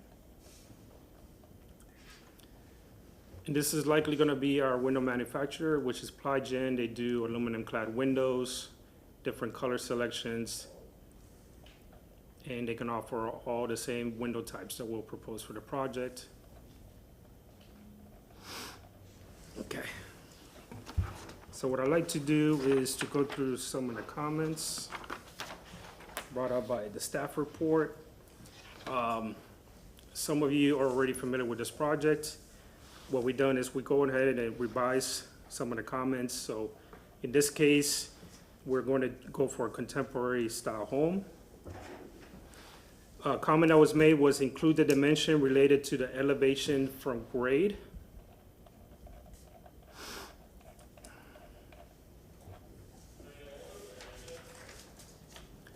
So the retaining wall will be 1 foot above the sidewalk, and our new finished floor elevation will be 2 foot 9 inches. Previously, we had the retaining wall up around 24 inches, and the finished floor was around 4 feet. I personally went around the neighborhood and took measurements of the existing retaining walls. Some were about 11 inches, one was as high as 16. This is a neighbor just north of us. And then one was 12. So I believe 12 inches was a good happy medium there. And then as far as the steps into the house, most of the houses had 1 step from the sidewalk to the first landing. And then They were, on average, it was either 3 or 4 risers, so we went ahead and went with 3 risers for that. One of the comments was about the fence request. We're not proposing any fence for this application. Additional details required for the retaining wall. So I just spoke about the height of the retaining wall.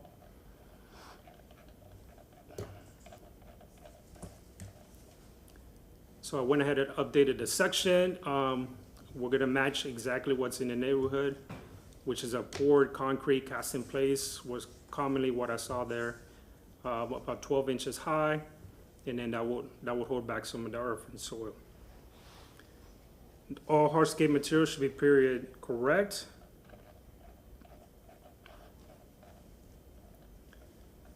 So as Ron mentioned, we're gonna bring back the ribbons for the driveway. The sidewalk will remain, and then any new pathways that we're gonna create, symmetrical with the entry points, we're gonna match the same styling of the neighborhood there. And then the landings will be concrete, and so will the porch floorings. We already spoke about the status of the accessory structure not being part of this application. We spoke about the windows being installed period correct. Further breakup, the wall planes along the west and north elevation to reduce the building mass.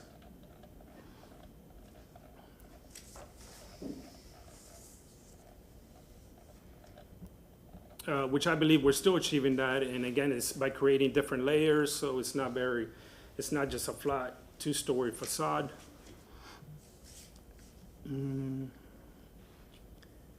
then to speak about some of the other items that were mentioned during the first hearing, impervious.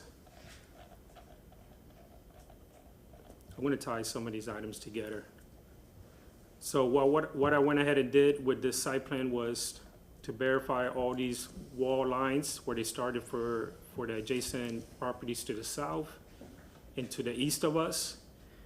And one of the comments was to recess back this west elevation to match the wall lines of the other properties. So we did go ahead and do that. So I believe we moved that entire west facade about 6 feet to the east, and we also pushed back the porch as well to the east, and we also reduced the overall width of the porch as well. So this front porch that we're proposing, it's in line with our adjacent neighbor, 906, and then our wall lines are also in line with our 2 neighbors to the south. And then when it comes to the east, we only have 2 that are matching the existing wall line to our neighbor to the right, which that is the porch entry, and then the stair volume. And then our exterior wall is in line with our neighbor as well. And we were able to achieve a smaller, by doing so, we were able to achieve a smaller footprint. So we are no longer going over 50%, which would have required us retainage on site. So right now, it's currently designed, we're at 48% impervious, and we're looking at around 3,000 square foot. That's gross for the first floor footprint, as far as the primary residence is concerned. As Ron mentioned, initially when we started this application, we're speculating around 7,000 square feet gross, and now we've narrowed that down to likely going to be around 5,000 square feet. All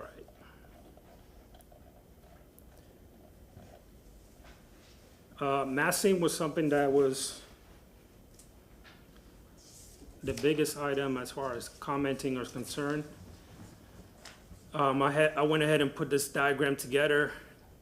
The picture to the left is just an aerial view of some of the properties north and south to us. And then to the right, what I've done is done an overlay to kind of show the massing in relationship to the site.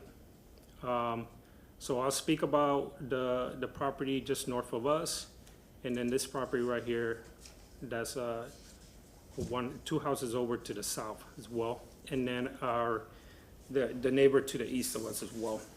And as you can kind of see, as some of these properties develop over time, it seems pretty consistent that They take up more impervious surface area. They also have detached accessory structures. So I'm willing to bet that they're also going over 50% impervious. And they also have pools as well, which usually means there's surrounding decking that goes around all these pools as well. So over time, these properties are also quite developed as well, and therefore their massing increases as well. As a comparison to the north of us, which Ron shown in that picture was 814 South Fremont, which is just north of us. It's about 4,334 square foot heated and about 5,713 gross. As you can see, they're taking up much of their lot as well. I was able to get this excerpt from their plans, but as you can see, they had to put retention ponds, so it's a fair assumption to say that they were going over the 50% impervious. So what I've done here is shown their property and then ours to the south in comparison. They also have appears to be a bigger accessory structure as well. When we compare these two, we feel like we do a better job of, number one, having more distance between the sidewalk and our front facades, particularly on the Fremont side. And then we also have more pervious surface area as well.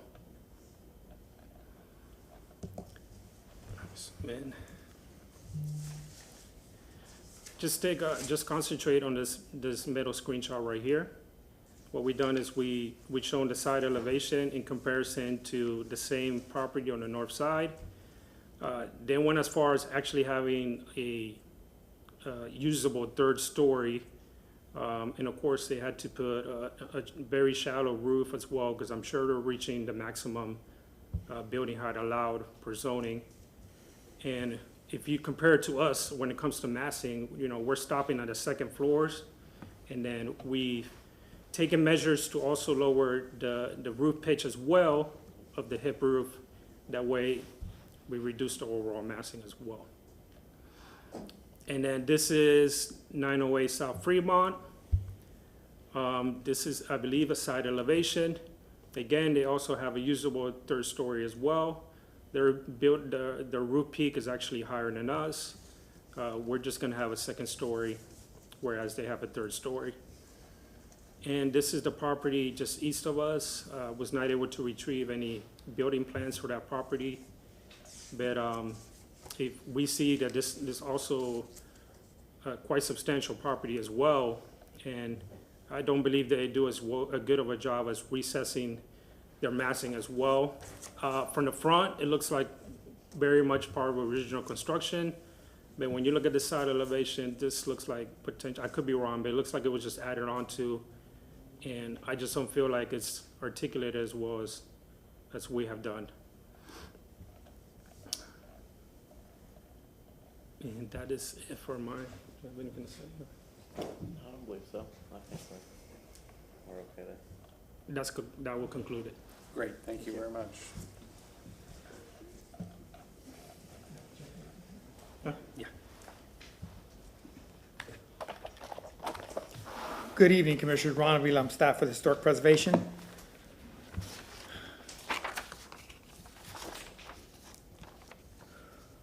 Before I get into the staff report, I shared this with the board last time, but I'd like to share this with you again and put it on the record.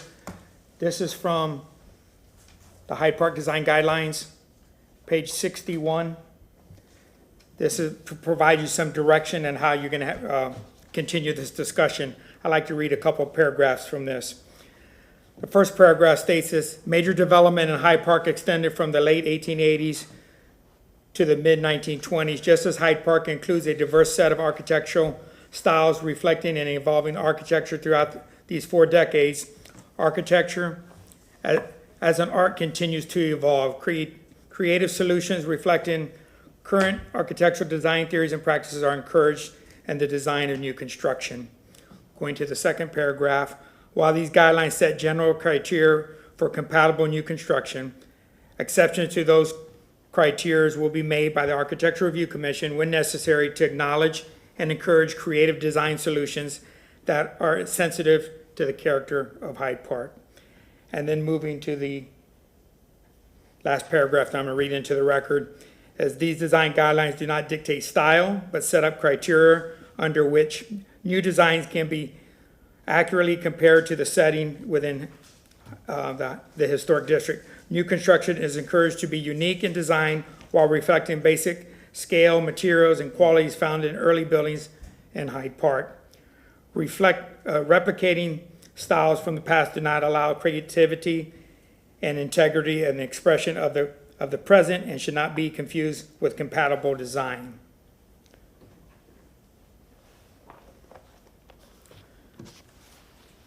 In reviewing this, staff found that this application was consistent for preliminary approval as it moves forward with the design guidelines.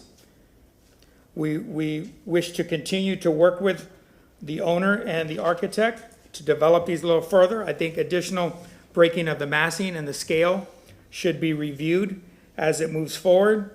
Going to the conditions that were reflected, and we had some concerns from it moving forward. One of the concerns was, when I start with new construction, I always start with setbacks and elevation from grade. The earlier example, or at the public hearing, lacked some details. He provided additional information that was consistent with that current environment there with the historic structures. The mechanicals were not indicated on the site and or the generator. He said that there were no fences at this time that are going to be incorporated into the design. All the hardscape should be period appropriate. That's very important in the review process and to connect to the historic fabric there. He had stated on his plans that they show that they're concrete, which is period appropriate, but they also should be scored properly as well. So that could be a discussion that could continue. I believe multiple wall sections are needed for this project to move forward.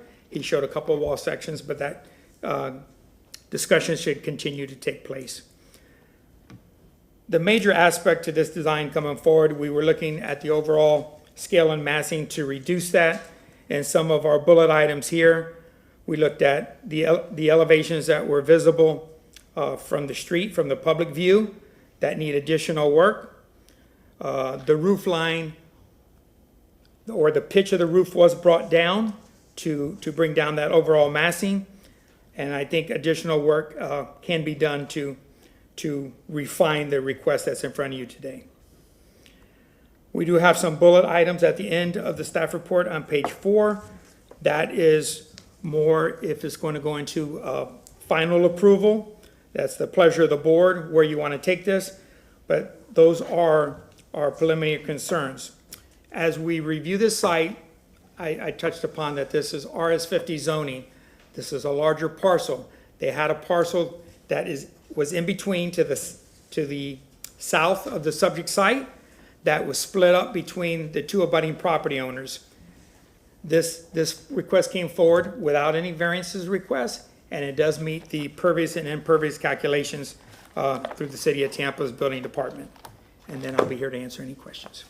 Great, thank you, Ron. Is there anyone in the audience that is here to speak for or against this project?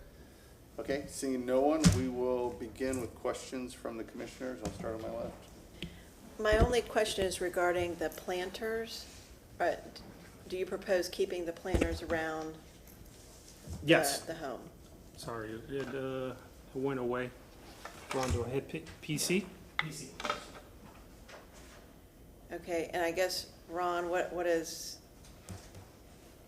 staff's recommendation regarding what we're calling the planters that go around? When we helped develop the project to get to this point, through his first presentation in April, they were eliminated. We still had that concern, and he adhered to that, request that we had, and then they showed back up now. So it's the owner's wish to keep the planters. And what is it that is objectionable?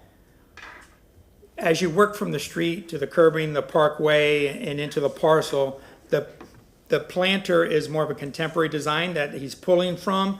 Usually the landscaping is on grade. So it's a foreign element. Okay, I have no further questions.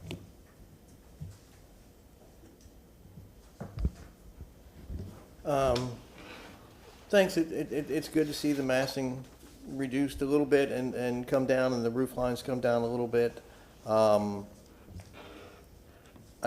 would, at the staff suggestion, planters and landscaping, that kind of thing is honestly something you can do later once the house is built, but right now, from the standpoint of trying to get it through ARC, I wouldn't include that kind of thing. What exactly is a composite soffit that you brought up earlier?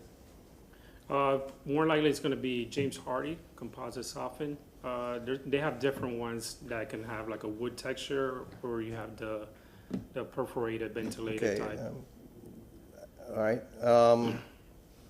And we're going to assume, I guess, that it's still going to be a preliminary approval, and that you will need to come back with additional information for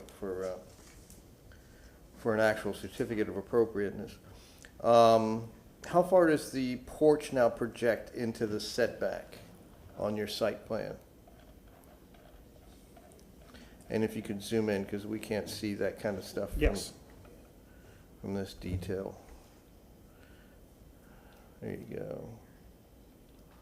So the porch does project into the setback still? Correct. 19 feet, 3.5.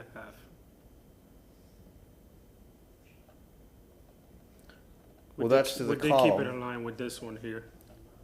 Right, that's to the column, that's not to the beginning of the porch. The beginning of the porch is out further, or am I misreading that? That would be correct, yes.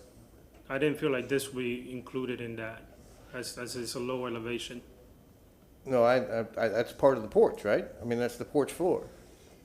Yes. Yeah, okay. We could So say that that. is porch projection, even if there's a column that's set back. On this plan, do you show mechanical and a generator? Yes. That'll be between both structures here. Okay. And is there a generator involved? Last time we spoke, I don't think we had one plan. Not yet, Yeah. okay.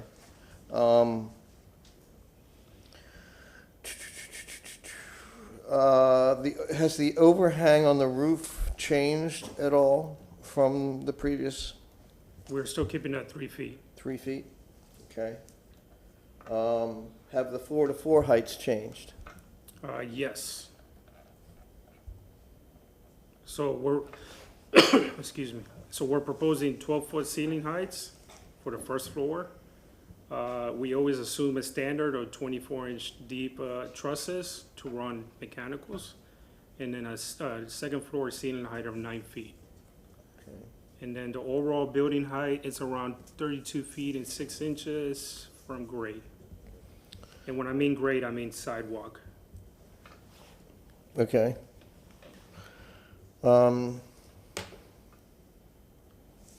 right, from a preliminary standpoint, I guess the only other question I had, in this elevation here on the second story, you have 2 windows adjacent to the porch projection. Little tiny windows, no, on the second floor, up Oh, second floor. to the left and the right of that, that window Oh, and the window on the other side. Sorry, those are casements that are actually, yeah. Oh, that are Yeah, open. yes, yes. I didn't pick up on that, because I first do it in 3D and I export it. So those are Gotcha. casement windows open. Okay. All right. I don't have any other questions right now. Thank you. I have no questions.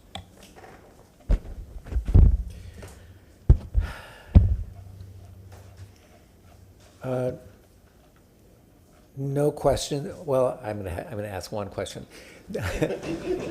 At the right, I guess we're looking at the main elevation, the entrance elevation. All the way at the right, you have some really broad windows there. They seem to be just a little bit out of character with the other windows that seem to be kind of tall and narrow. Would it be possible for those to become like two windows? You know, two taller and narrow windows, or? Yeah, we could certainly do that. Let me look at the elevation. Yeah, we can absolutely do that. My intention was really for these two bottoms to speak to each other. So since this is a wider opening on the second and first floor, to me, it just seemed more natural to make this one wider as well, in contrast to the exterior walls on the first and second floor. But that was my thought process. We'll leave that one for discussion. How's that? Thank you. Okay. Good evening, thanks for the presentation. 3 questions. So with the slight reduction of the massing, can you just clarify what the pervious versus impervious calc is? Yes. So here is existing on the left. It was about 46% from my calculations, and then proposed will be at 48%. When you say existing, you mean currently? Yeah, The current correct, with the structure. existing house and then the Right. detached structure. So I was just curious how, what was it before, when you said you moved the front back about 6 feet? What was the impervious, do you recall? I don't have that with me, It's but we're okay. probably around like 54, 55, I think. Okay. Okay, so you're much closer to the existing footprint, that's Correct. And that was the other calc I wanted to confirm. The primary residence at 2207 and going up to 3049, so it's an additional 842, Yes. which is about 38% by my calcs. Okay, thanks. I have one question for Ron about the question, I think wisely my colleague Commissioner pointed out, the porch projecting into the setback. That doesn't trigger a setback variance requirement? It does anywhere else in the city of Tampa, but in the historic districts, there's front yard averaging that's allowed. So we look down the street, he has to provide those numbers to us. We look at the historic fabric that's there, and he has to be in line with them. He cannot come more proud than the abutting structures. This is a corner lot, so he's got the one to the south. Okay, But no variances required through this. understood. Thank you. Sorry, but in this case, he is more proud because the push out from the columns, which would be the stairs and the, what do they call it? The welcome walls? Welcome walls are pushed out. So a structure is anything that's greater than 36 inches from grade per, City of Tampa's vocabulary definition. So he would have to present that number to us. I did not review the numbers, but that's something that is in the code, and that's something that we'll look at as he gets further into the process. So if it is proud, he would have to adjust that. Okay, Or thanks. come forward for a variance. Got it, thank you. No questions. Could you put the perspectives back up, please? Yes.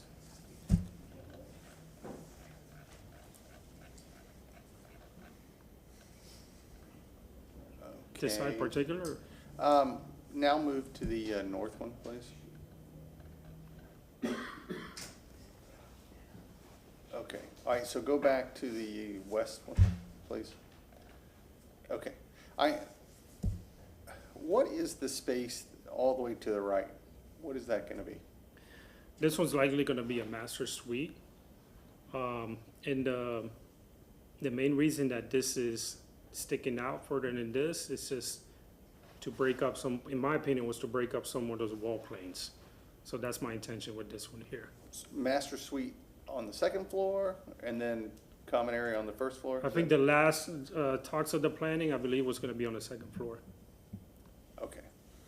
Did you at all, first of all, let me start by saying I appreciate all the work you did. You did a lot better on the context for us, and I see a lot of improvement on what you've done working it with setbacks and whatnot. With that being said, my question is that space still seems to, I don't want to say be out of scale, but it seems to be heavy over there.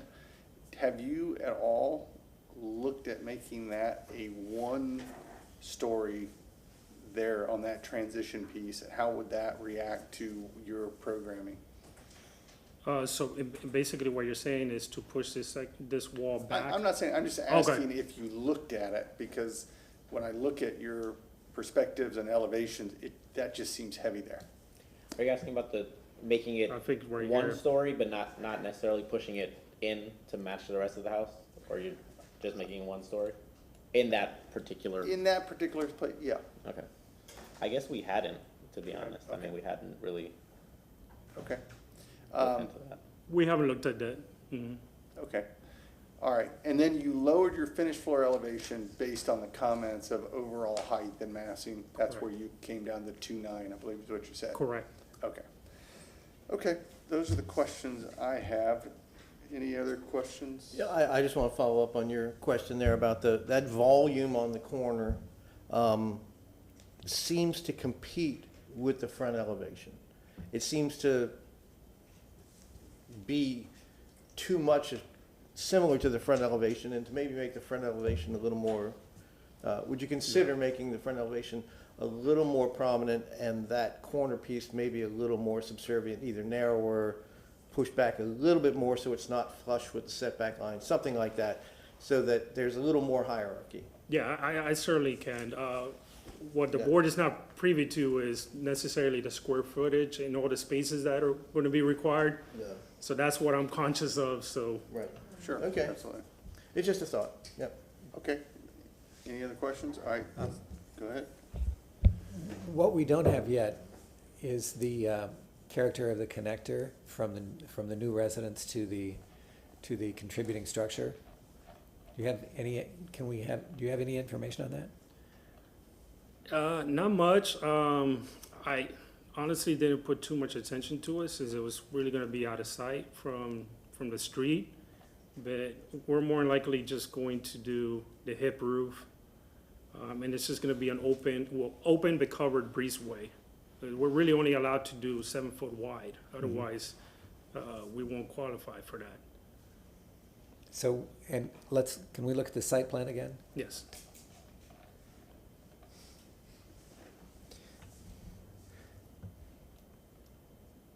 So where?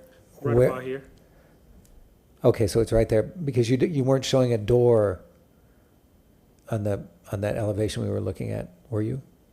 No, I don't think so. I mean, that's definitely This something. door is already existing, so this would just be the garage, and so they'll park their cars and then come out through this existing door. Mhm. And then this is where I planned, it's likely just gonna be maybe 4 columns, and that roof could tie back to the main house. Okay, all right. For me, that's something that we need to see, and you know, we gotta see the door, and we gotta see the columns, and how that works. But thank you for your Yeah. answer. Okay. Any other questions? Seeing none, you have 5 minutes of rebuttal if you so choose.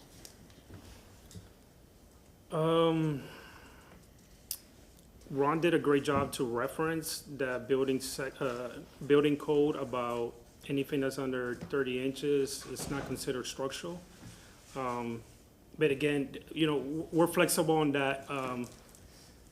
Really what we want here is to have a spot to put maybe a large plotted plant or something to soften up that facade as well. Because we do want to introduce landscaping.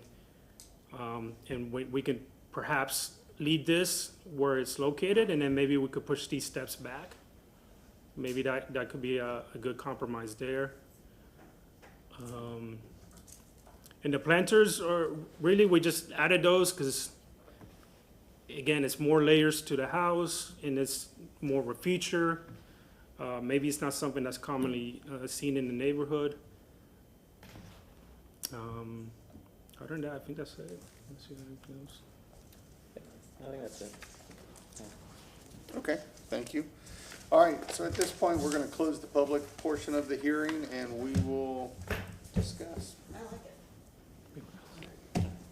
I like it. Right out of bounds. I think they did a lot of work from when they first came. Sure. You know, a month ago, it looks, the house size appears more in line with the neighborhood. I commend the homeowner for taking off all that square footage and and working with the neighborhood. I know he wants it for his family and his extended family. And so I think working with the neighborhood and making the size fit with the neighborhood, but also the personal needs was great.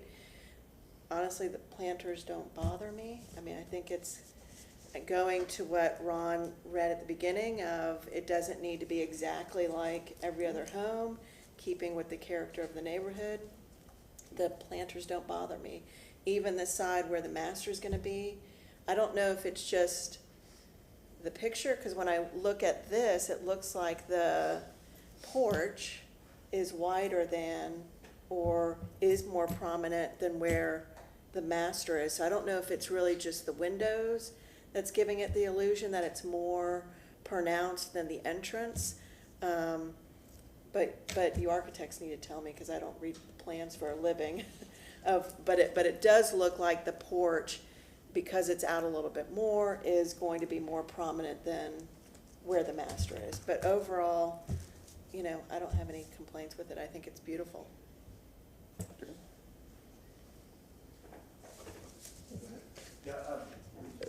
No, my discussion, my thoughts are similar to yours. I don't have an issue with the master area bump out, because it, at least as it appears in the site plan, it is set further back from the main entry. So I don't have an issue with that.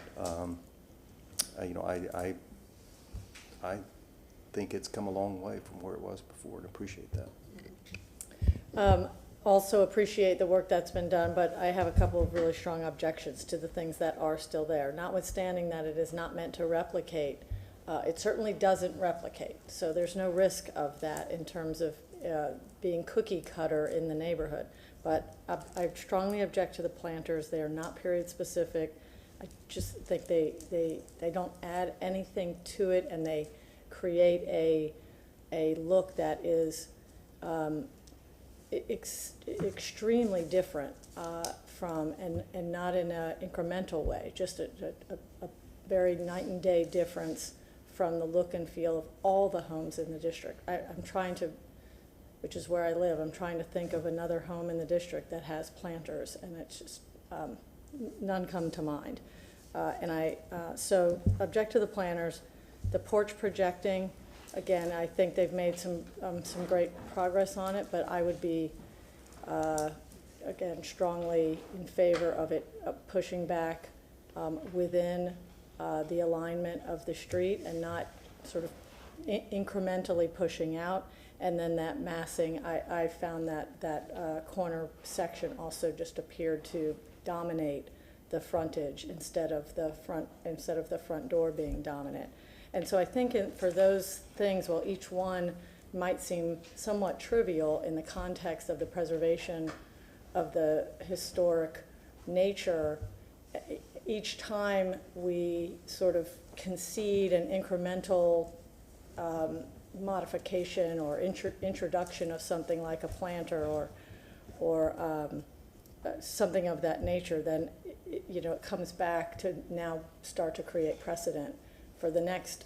And then I for one don't want to see houses with planters all around Hyde Park. It's not period specific. It's just inconsistent. So for those three things, I would be I find objectionable. The rest looks great, and appreciate the effort. I have a feeling that corner down at the southwest in our site plan here, the rendering and the site plan don't match. Okay, at all. Right. They don't match. So the site plan is a whole lot less forward than the rendering shows that corner. And I'm gonna interrupt for 1 second. Can we put that rendering, that shot up? Because I think The west elevation, the west perspective? not the elevation, the rendering, just The perspective. corner rendering. That one? Yeah, that Yes. works.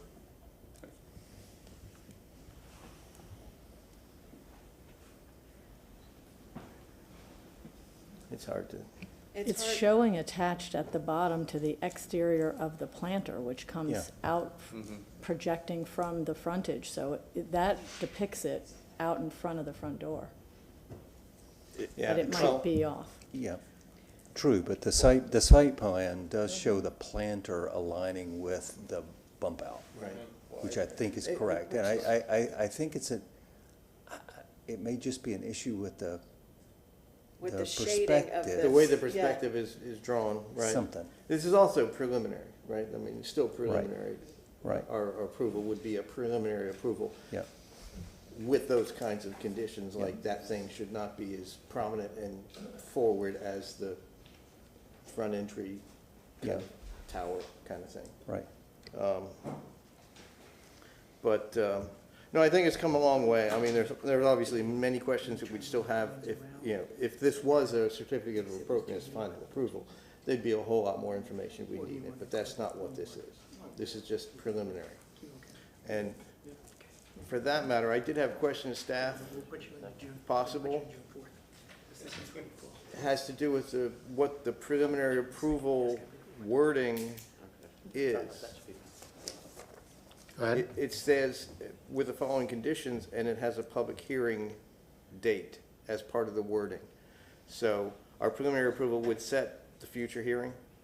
Your preliminary approval will shape what information is brought back for a final review, and then you can set that to a date that you feel is appropriate to accomplish those changes. Okay. So, and I do want to, while I have the microphone, so I was going to get up here a little after, as you think about preliminary approval, realize that there's essentially two ways to form a preliminary approval. One is to essentially approve certain amount of what you've seen and then exclude certain items that would be brought back at the subsequent hearing, or to do the inverse of that, to exclude a portion of the project from the final approval and have that come back as a whole. So just a reminder that a preliminary approval essentially approves the project with the limitations of what you're instructing them to bring back at the future hearing. So you have to be carefully thought out, because you're not going to be able to open those issues up again for discussion at the future hearing. So sometimes broad wording is a little bit more effective than very definitive wording. So are we thinking a preliminary approval, or are we thinking a continuation then? That's up to you. Yeah, that's still under discussion. Did you have more comments? No, I mean, I think a preliminary approval is the right thing to do with conditions, you know? And then we have another round of review. I think some of the major issues that we saw the last time, which caused the continuance, you know, a lot of them have been resolved, and a few new ones got brought back. Sure.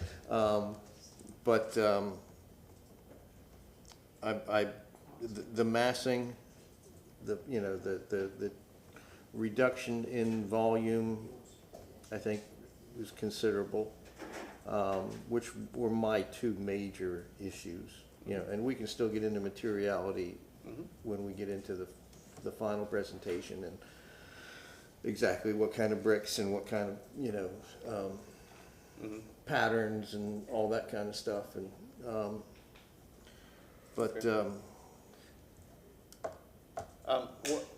what I would say on this is, part of the reason I would be in favor of preliminary is we're trying to move this through, and the applicant is making progress. So I don't think a continuation is necessarily in that vein.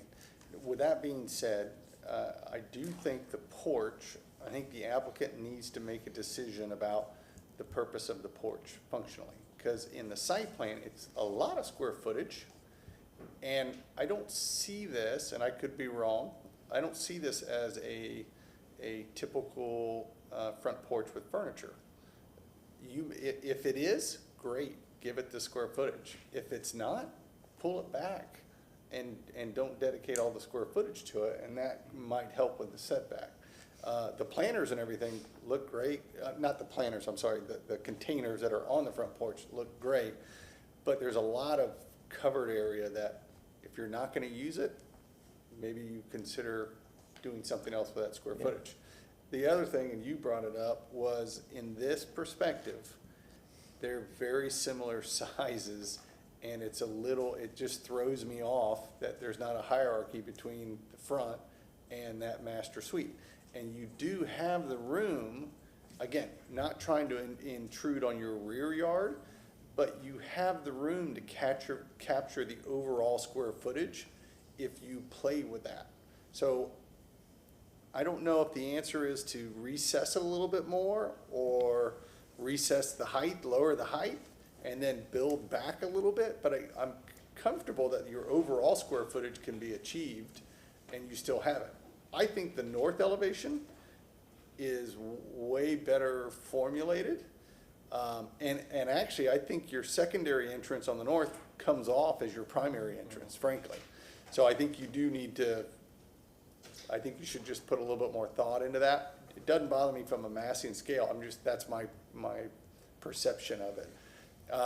Last thing on the planters, what the planters are trying to do, you can do entirely with landscape.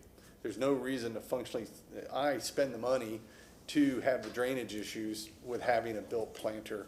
Do it on grade, and if you do your landscaping right, you'll get the same effect. So I think that's a no-brainer to get rid of those.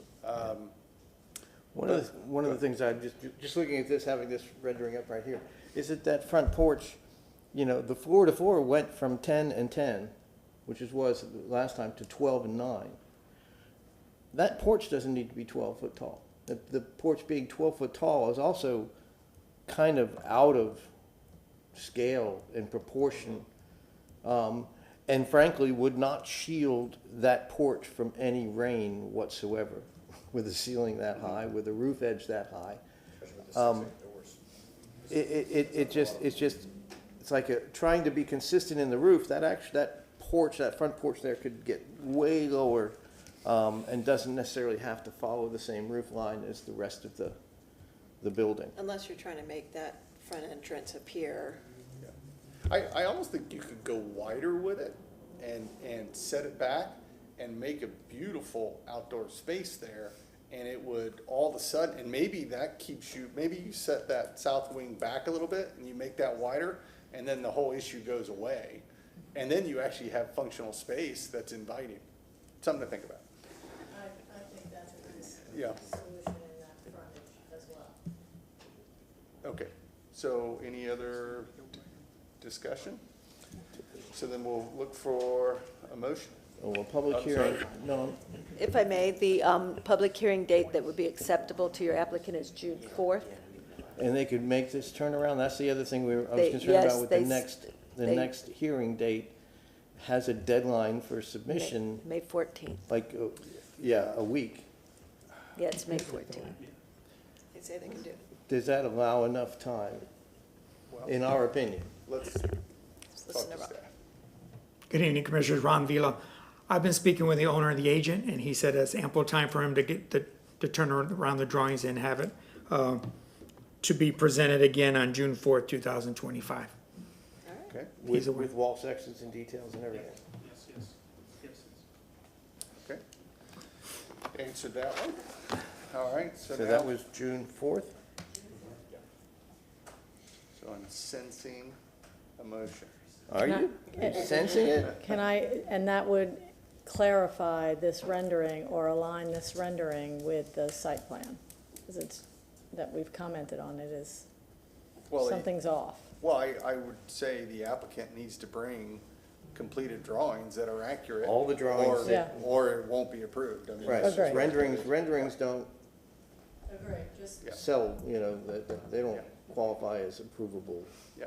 kind of drawings. We need the full set. And I'd like to add that we do need to know something about the connector to the contributing Oh, structure. for final, oh, yeah. Yeah. For final, without a doubt. Yes. Okay. Yeah. That's, all that stuff needs to be detailed, and he has 9 days. That's what concerns me. Commissioner Myers, or, well, Rocco, go ahead. I couldn't do it nowadays. Go ahead. Can you do a motion? I can. I move to grant preliminary approval for the drawings and documents as presented at this public hearing in ARC 25-0000155 for the property at 1806 West Bristol Avenue, with the following conditions. That the wide proportioned windows be split into pairs, that the porch projection into the setback be reduced or eliminated, that the prominence of the southeast corner in relationship to the main entry be re-evaluated, for the planters to be removed, and for the owner to consider designing the front porch in a more hospitable, occupiable way.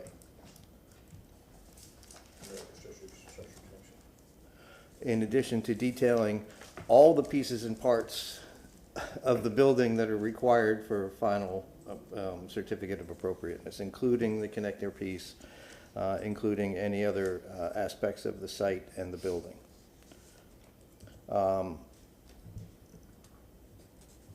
And continue to the, or not continue, but to be reheard for certificate of appropriateness at the June 4th, 2025 public hearing at 5:30 p.m.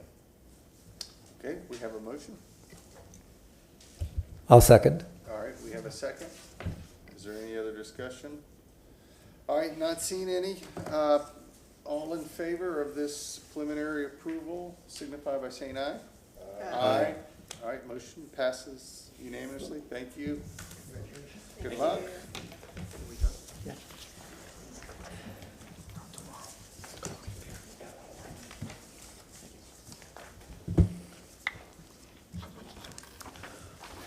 Good evening, Commissioners. Ron Vila, I'm a planner with Historic Preservation. Our next agenda item is ARC 25-0000171. This is for the address of 800 South Packwood Avenue. This is also in the Hyde Park Historic District. There is a contributing structure that dates back to 1923. The primary structure has a connector that connects also to the accessory structure. So it's all one structure now and it's all contributing. I'm going to show you some illustrations to kind of break that down. The underlying zoning is RS50. The existing square footage is 3115. The proposed addition is 1339 for a total of 4454. There are 3 variances attached to this request. The agent is aware to provide you with an illustration to show you where they're at. It's more of a vesting than new variances. He's going to go through that in 10 minutes. The variance hardship is attached to the rear of your staff report, so you could follow along as well. And moving through the photo presentation. For consistency, I always start with the 1929 Sanborn map. It shows the area in question is on the corner of Packwood and Inman. You see the fabric within the local district. The red line indicates the local district. As we zoom in to the subject site, you see the primary structure. There was no accessory structure back in 1929. So the primary structure was the only structure on site. As you zoom in, once again, you see the proximity where it is, and the overall concept of the district is to the west of Hyde Park Village. And this is the current aerial. There is a alley that runs behind the property. If I could get this to clarify, you see the primary structure, which is here. You see there's a one-story connector to this 2-story accessory structure that's in place I'm gonna go through some photos. We're categorizing this structure as Spanish eclectic. It's a one-story structure with some character architectural elements to that style. You see the pattern on the windows. You see the offset front porch. You see the parapet as it goes around. The current structure has these scallops on the parapet that are unique. This is looking at the front elevation and then the south elevation. Continuing around, once again, the front elevation in context with the north elevation. On that north elevation, you have this projection that comes out, then it goes in, and then you have this wall that surrounds the site. Behind the wall, you have the private space for the owners. Behind the wall in this nook, you have the primary structure, you have this connector, and then the two-story structure is what I'm trying to show here. As you look back into that connector, once again, you see some articulation on the building, you see the stucco pattern, you see the heavy sill, you see the series of windows. The pattern is 3/1. This is the accessory structure. It is open to the alley. There is no garage door per se. This is looking at the condition of the alley. This is the site here. And the last photo just to show the solid waste picking up there and the condition of the alley. I'm showing the alley because they're going to continue to use the alley and they're going to enclose the accessory structure. At this time, the agent has been notified to work on the variance only. He's going to put up the site plan, show you where those variances are being requested, so they're vested in, and then you could deliberate on that.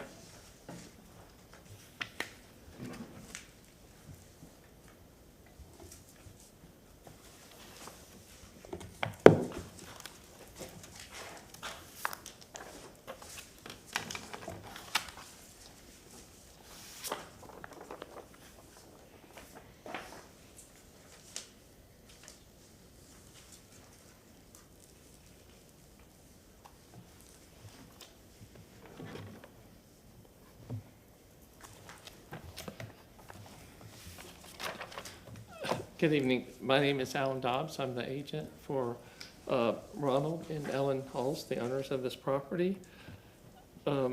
Ronald or Tripp bought this house in 2014, and they're a couple looking to start a family.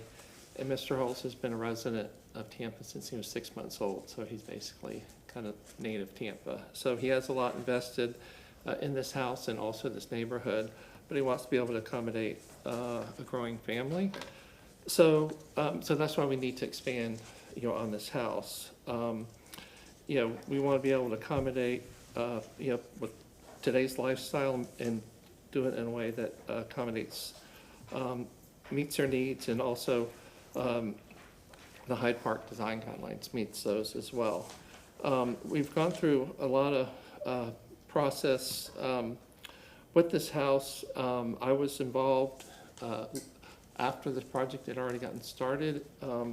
My clients were working with Bert Thomas, an interior designer, and they were doing a pretty substantial addition on the second floor.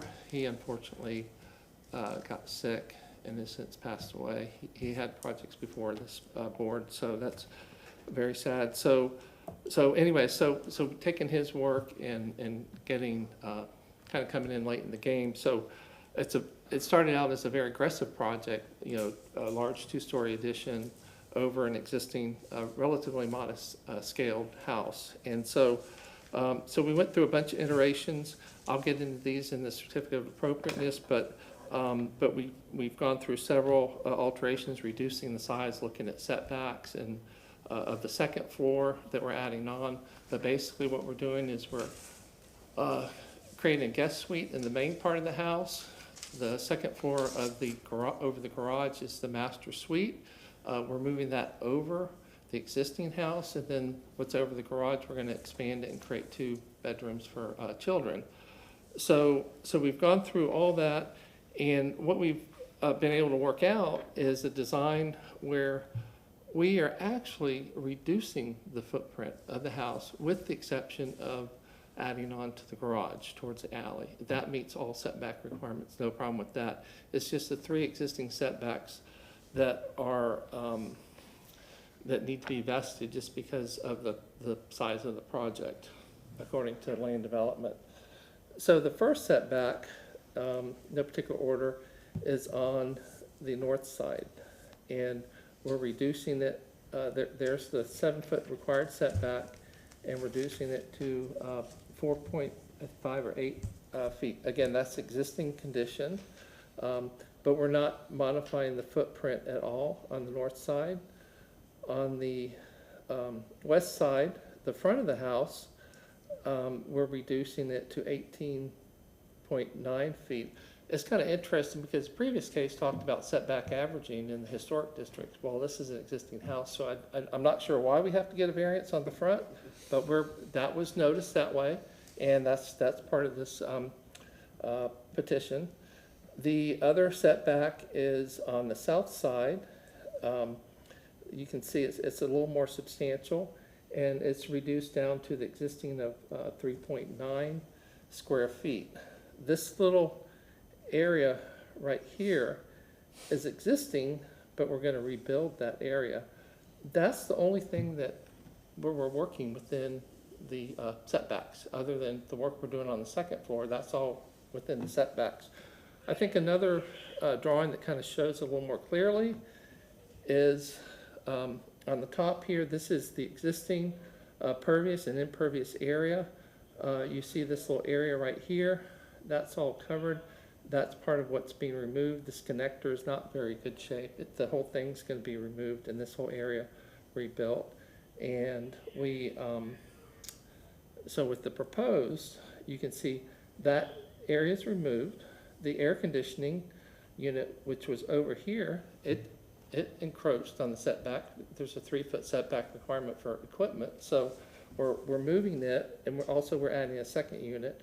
So those both meet the 7-foot setback. So I think to be sensitive to everybody's time, because the 2 previous cases went pretty long, that's basically the variances.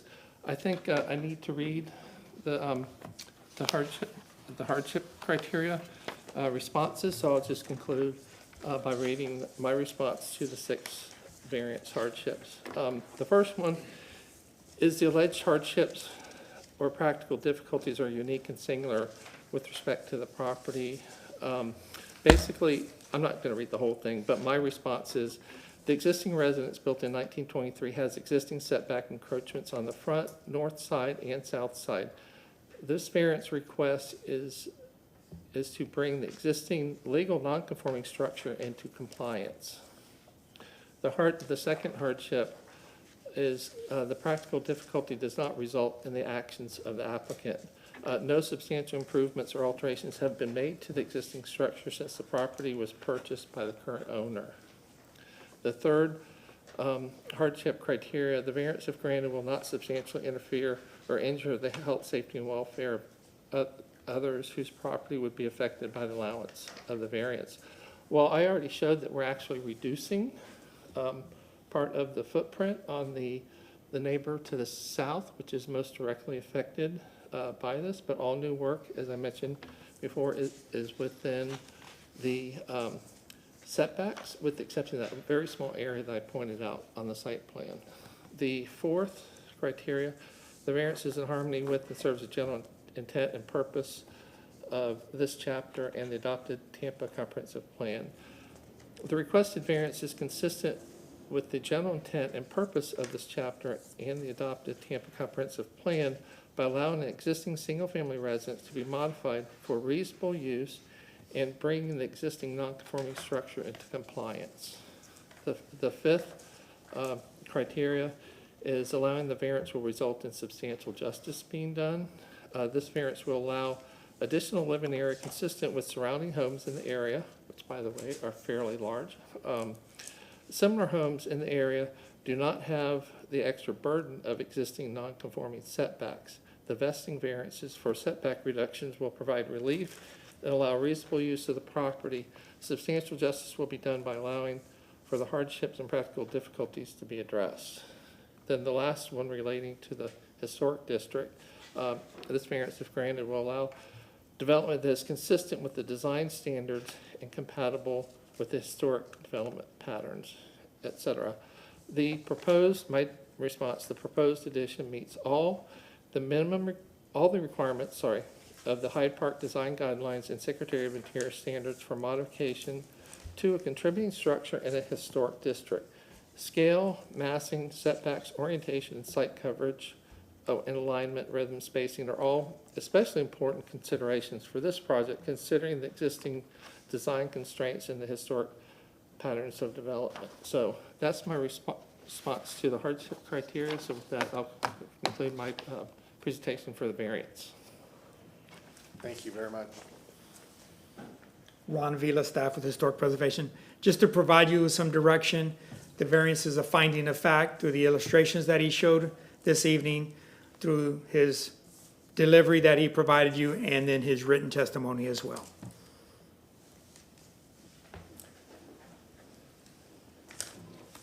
All right, so we're gonna need, so does that conclude your presentation? Yes, it does. Okay, and that was your staff report? Yeah, we're focusing just on the variance right now. Okay. No one's in the audience, so we will skip public comment. Questions on this? No. No? Okay. Well, I'd like, because I can't read that site plan, the exact numbers. Oh, I can zoom in. Yeah, the exact numbers of the variance. Okay, so it's 4.8. I believe they are on the, 8.9.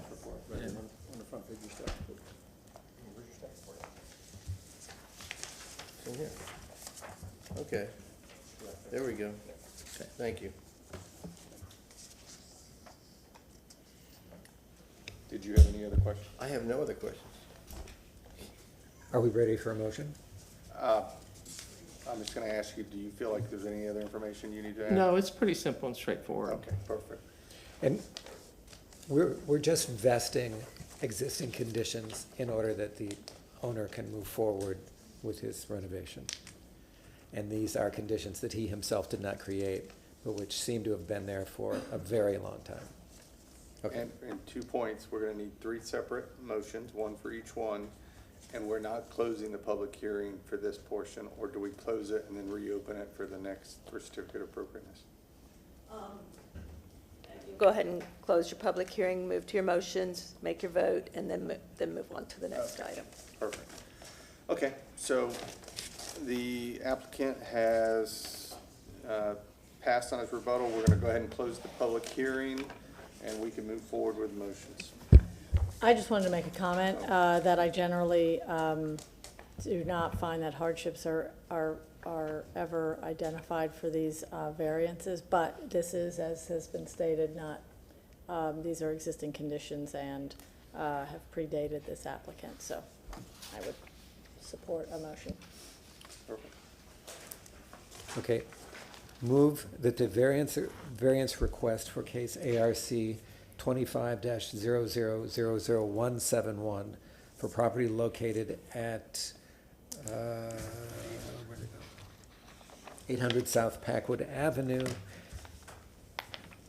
be granted as depicted on the site plan presented at the public hearing for a front yard setback from 20 feet to 18.9 feet with 0 encroachment for eaves and gutters, based upon the petitioner meeting the burden of proof with regard to the 6 hardship criteria set forth in section 27-114D of the City of Tampa Code of Ordinances for granting variances as stated, and the evidence provided in this public hearing, specifically that the petitioner has requested the vesting of long existing conditions.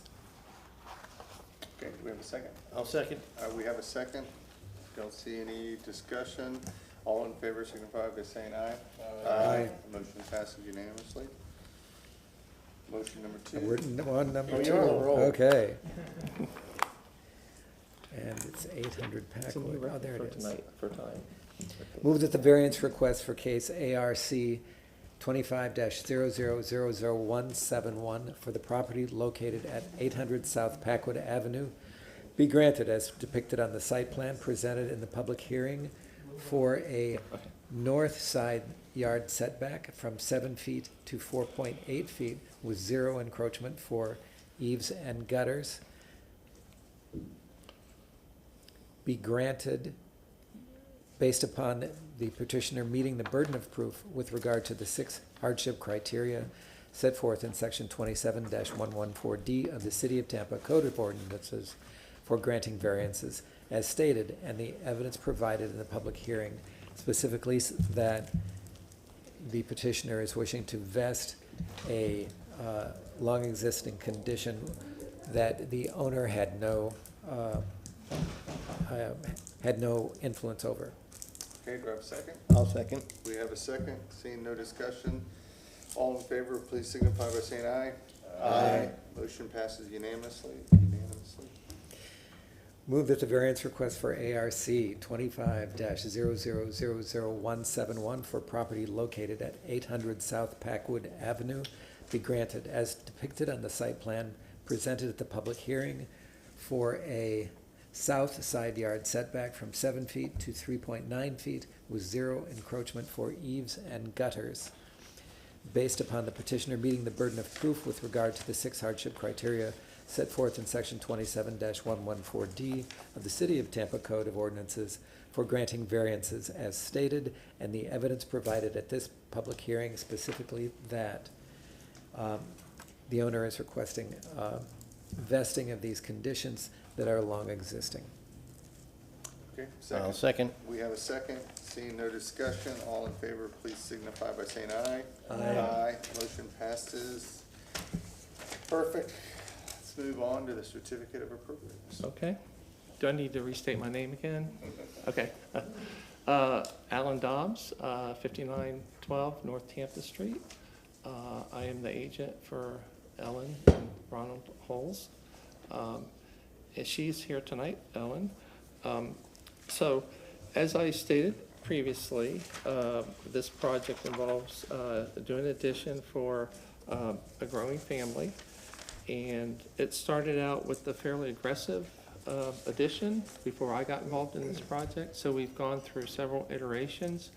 I think it's really important to kind of understand process on a complicated project like this, especially one with this type of architecture, because it's very boxy, almost international style. And so drawings don't read very well, you know. So we've gone through different types of drawings and things like that on this project. So just to kind of give you a quick overview, I have 30 minutes, so I'll do it as quick as I can. This was a drawing that I got started with. It shows modifications to the first floor, which involves doing a guest suite over here, but that requires getting rid or modifying these windows on the north side. And then also opening up, doing a great room, which is fine, and then doing different things in the courtyard. But this I think was a big issue, modifying that fenestration there. And that could be left alone by redesigning it. But the bigger thing was the second floor addition. You know, you can see that I had mentioned the 2 bedrooms, converting the master suite to 2 bedrooms here. But this is basically the entire footprint. This second floor lined up with the first floor, very large, very rectangular. It does set back from the front, but it doesn't set back from the side. So that was the first iteration. And then we ended up looking at stepping it back some more and doing some reconfiguring, you know, on the north side, stepping it back, and then doing some massing here to differentiate between the 2 structures. And we looked at different options for the courtyard, whether we cover half of it or all of it, and what to do with this little existing balcony here.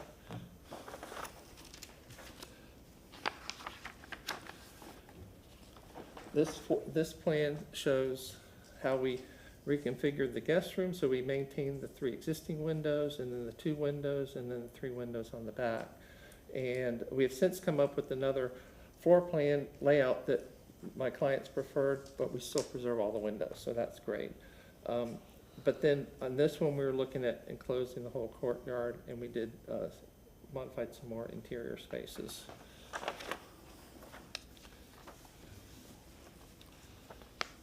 The other thing I should point out with these different options that we're looking at, the stair was here. It lined up with the existing house.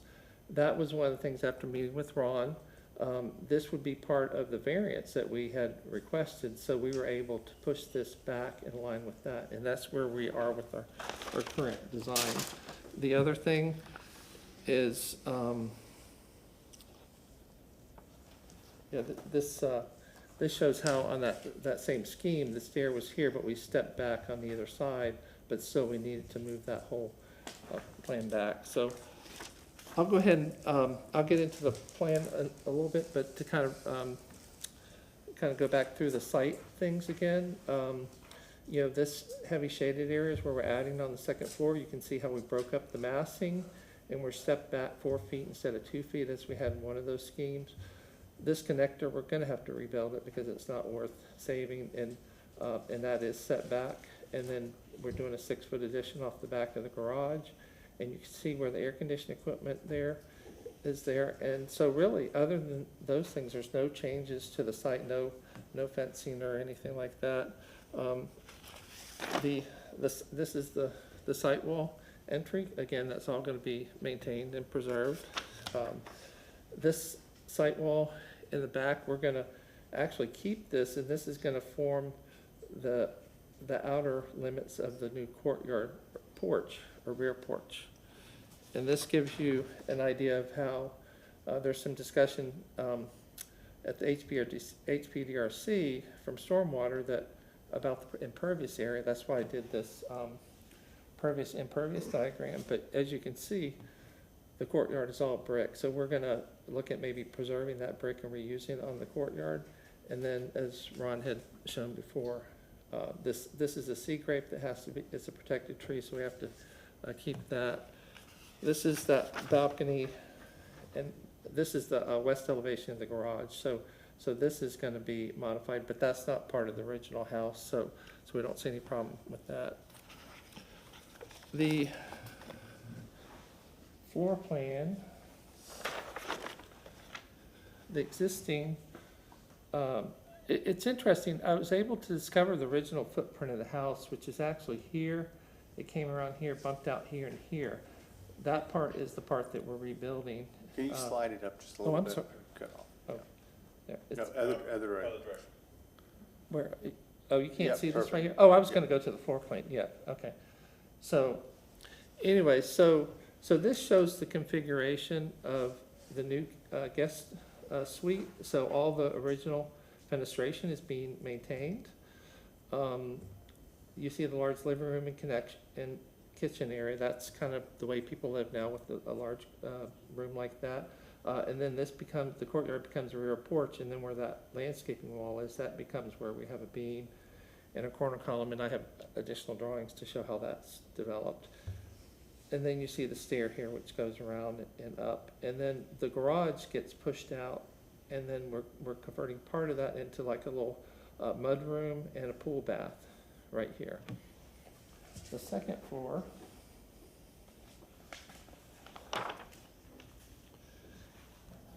you can see the dashed area is where we're adding on. And, you know, we're set back 4 feet, 11 feet, 3 feet from here. That's where the new connector is going, and then we're adding on to the garage. This whole floor is going to be gutted and reconfigured to this new plan, which you see the 2 kid bedrooms there. They each have, this one is an ensuite bathroom, and this is a shared bathroom, laundry room. And the stair, this is the roof over the courtyard, which has tile on it, Spanish tile, to pick up on the tile that we have in some other areas on the house. And then you have the whole master suite. This exercise room is almost kind of like a flex space too, almost like an upstairs living room, or a grand foyer to the bedroom. But you can see we stepped back on all sides to kind of break up the massing. And also the forms of the massing, they change in height as well. There's some architectural elements that we added onto the front here because the character-wise, it was very boring and boxy, so we needed to add a couple elements. And I realize additions, you want to keep them subservient to the original, but we felt that those were important elements. The roof plan, this is similar to the previous drawing. This roof plan, what I did here was I figured it would help a little bit because it's a two-dimensional drawing of a 3D building. This is the highest roof, 1, and then we step down to 2, which is this, and then we step down to 3, which is this, and then we step down to this, which is the garage, and we're going to maintain the same roof height and everything here. And then it goes down to here.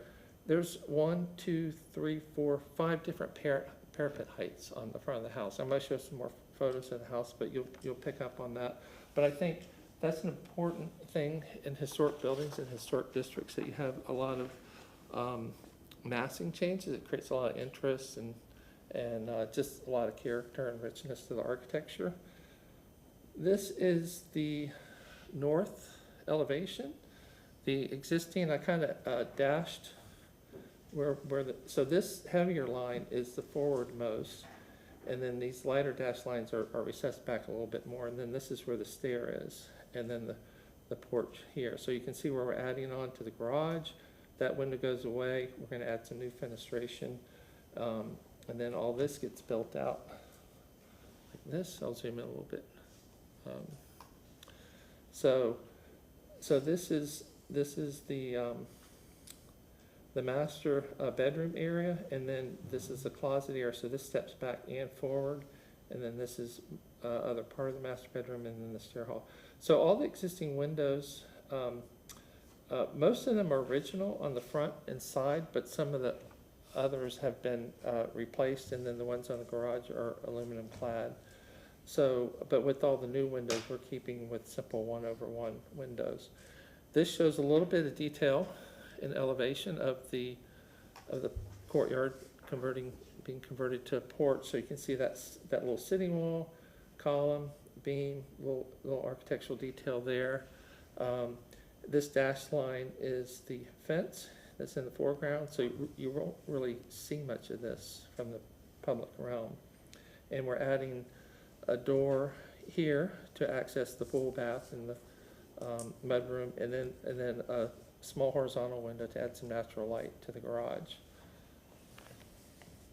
And then you can also see, this will make more sense in the front elevation, but there's an existing fireplace, so we need to accommodate that. So this is going to be the new chimney on the front that we add.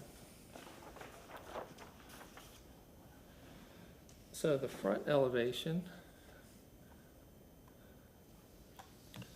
you can see, again, the heavier dashed line is the forwardmost, but again, it steps back over 11 feet to this mass right here, and then it steps up and steps up again as you go back.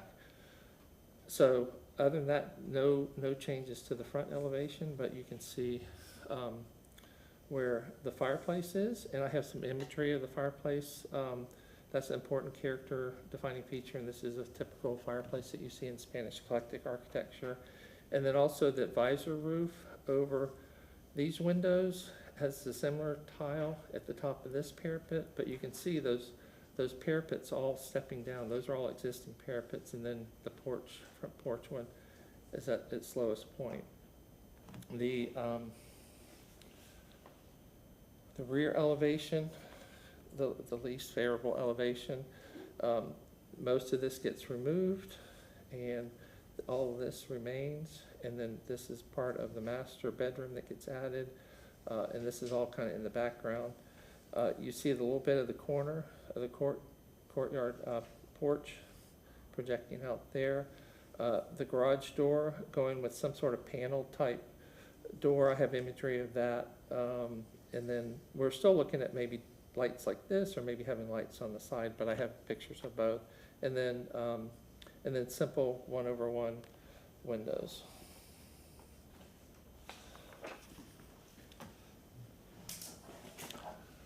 The last elevation is the existing. Again, you can see the massing stepped. These windows all remain. The porch remains. The utilities, right now there's an overhead service, so we're going to drop that to underground service. This projects out, this part right here, so this steps back. You can see how this being this sort of stair tower almost. And then these two openings, we're going to take advantage of those. There's a light dashed line here that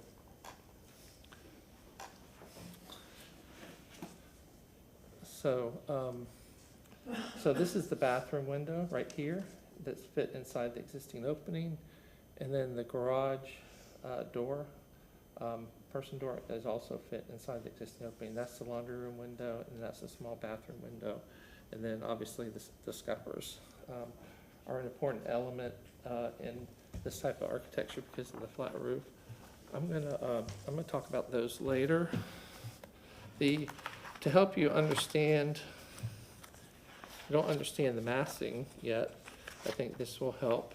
This is the site plan with, these are different viewpoints. So as if you're standing in the street at these points, we're going to start here and we're going to walk around the house, and you can see by the shadows, you know, the change in vertical height. So this is the front elevation. So you can see all of this sort of steps back, and the massing is broken up. And we pick up with some of these architectural details here, and then a character defining fireplace that's appropriate for the style architecture. Walking around, this is from the corner, and these are at 6 foot height. This is the way you'd actually see it. Again, you can see the second floor, the master bedroom where the closet bumps forward and where the part of the bedroom bumps out. Those are lower, and it steps up a little bit higher in the back. And then walking around, again, just a different view of the second floor. You can begin to see the courtyard porch there. Continuing around some more, you get a better view of that. It basically has 3x6 tails and then a beam and column that are kind of heavy. And you see the windows and the simple massing. And then this is from the corner of the alley.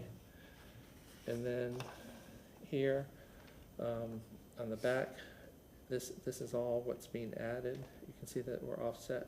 Where this is, that's all existing, and then all this is new.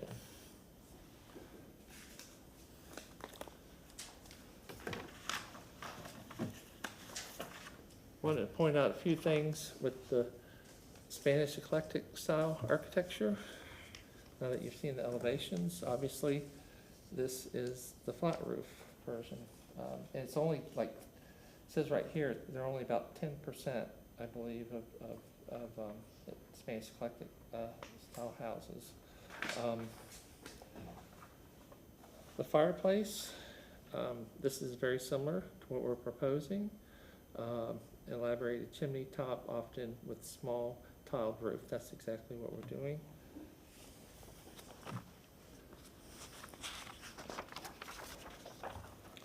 Then some pictures show, that termination with the tiled roof, and then also this with the little S or OG shape taper, which is what we're doing. But there's a lot of different style chimneys, but that's the one that we felt was the most appropriate for this. And then this is the last picture. This is kind of similar in that there's a lot going on. There's a lot of different types of windows, some arched openings, some square openings, some tiled visor roofs, flat roofs, the chimney back here. So we feel like with this addition, we're keeping with the character of the house and respecting the original architecture. I'm going to go through a few details, and then I'm going to go finish with the wall sections and some other details. So This shows some interesting details. There's that scallop corner that Ron talked about, just a simple drip here and here. There's some areas where they didn't even do a drip. It's just they took the modified bitumen roof and just like stuck it to the top of the parapet. But you can see the tiled roof there and sort of that little design there. It's interesting that the porch has arches here, but this has square openings. And this has an arch. It almost looks like this was original, but then this may have been added later. This shows another close-up detail of the scalloping corners. It's only in particular areas. You can see the visor roof in detail over the front window. You can see the texture of the stucco. And by the way, I have the stucco pictures that I'll show you later, but this shows the parapet. See, it's a fairly shallow parapet roof, and then this is looking towards the west, so you see that tall parapet, and then the stepping, there's the chimney there right now. Somehow I had a duplicate of those. So this is another view of that visor roof. So it's interesting, there's like a little crown molding here, simple, flush soffit, fascia, and then the tile. And it only sticks out about 12 inches or so. And again, another picture of the front. On the stucco, this is the site wall, landscape wall. It flares out at the base, so you can see it's sort of like a heavy sand finished stucco. This is at the garage. It's sort of like a heavy sand finished stucco. That's the stucco pattern that we're going to be doing for the addition, because that was an original. We figure that's an appropriate texture. This shows the texture of the original stucco. You can see it's a little heavier, but more softened. Just, I don't know if it's over time or paint, extra coats of paint. And then what's interesting is this picture right here shows them juxtaposed, because this site wall was done when the garage was done, I believe. So this has a different texture than this here, and you can pretty much see the change right there.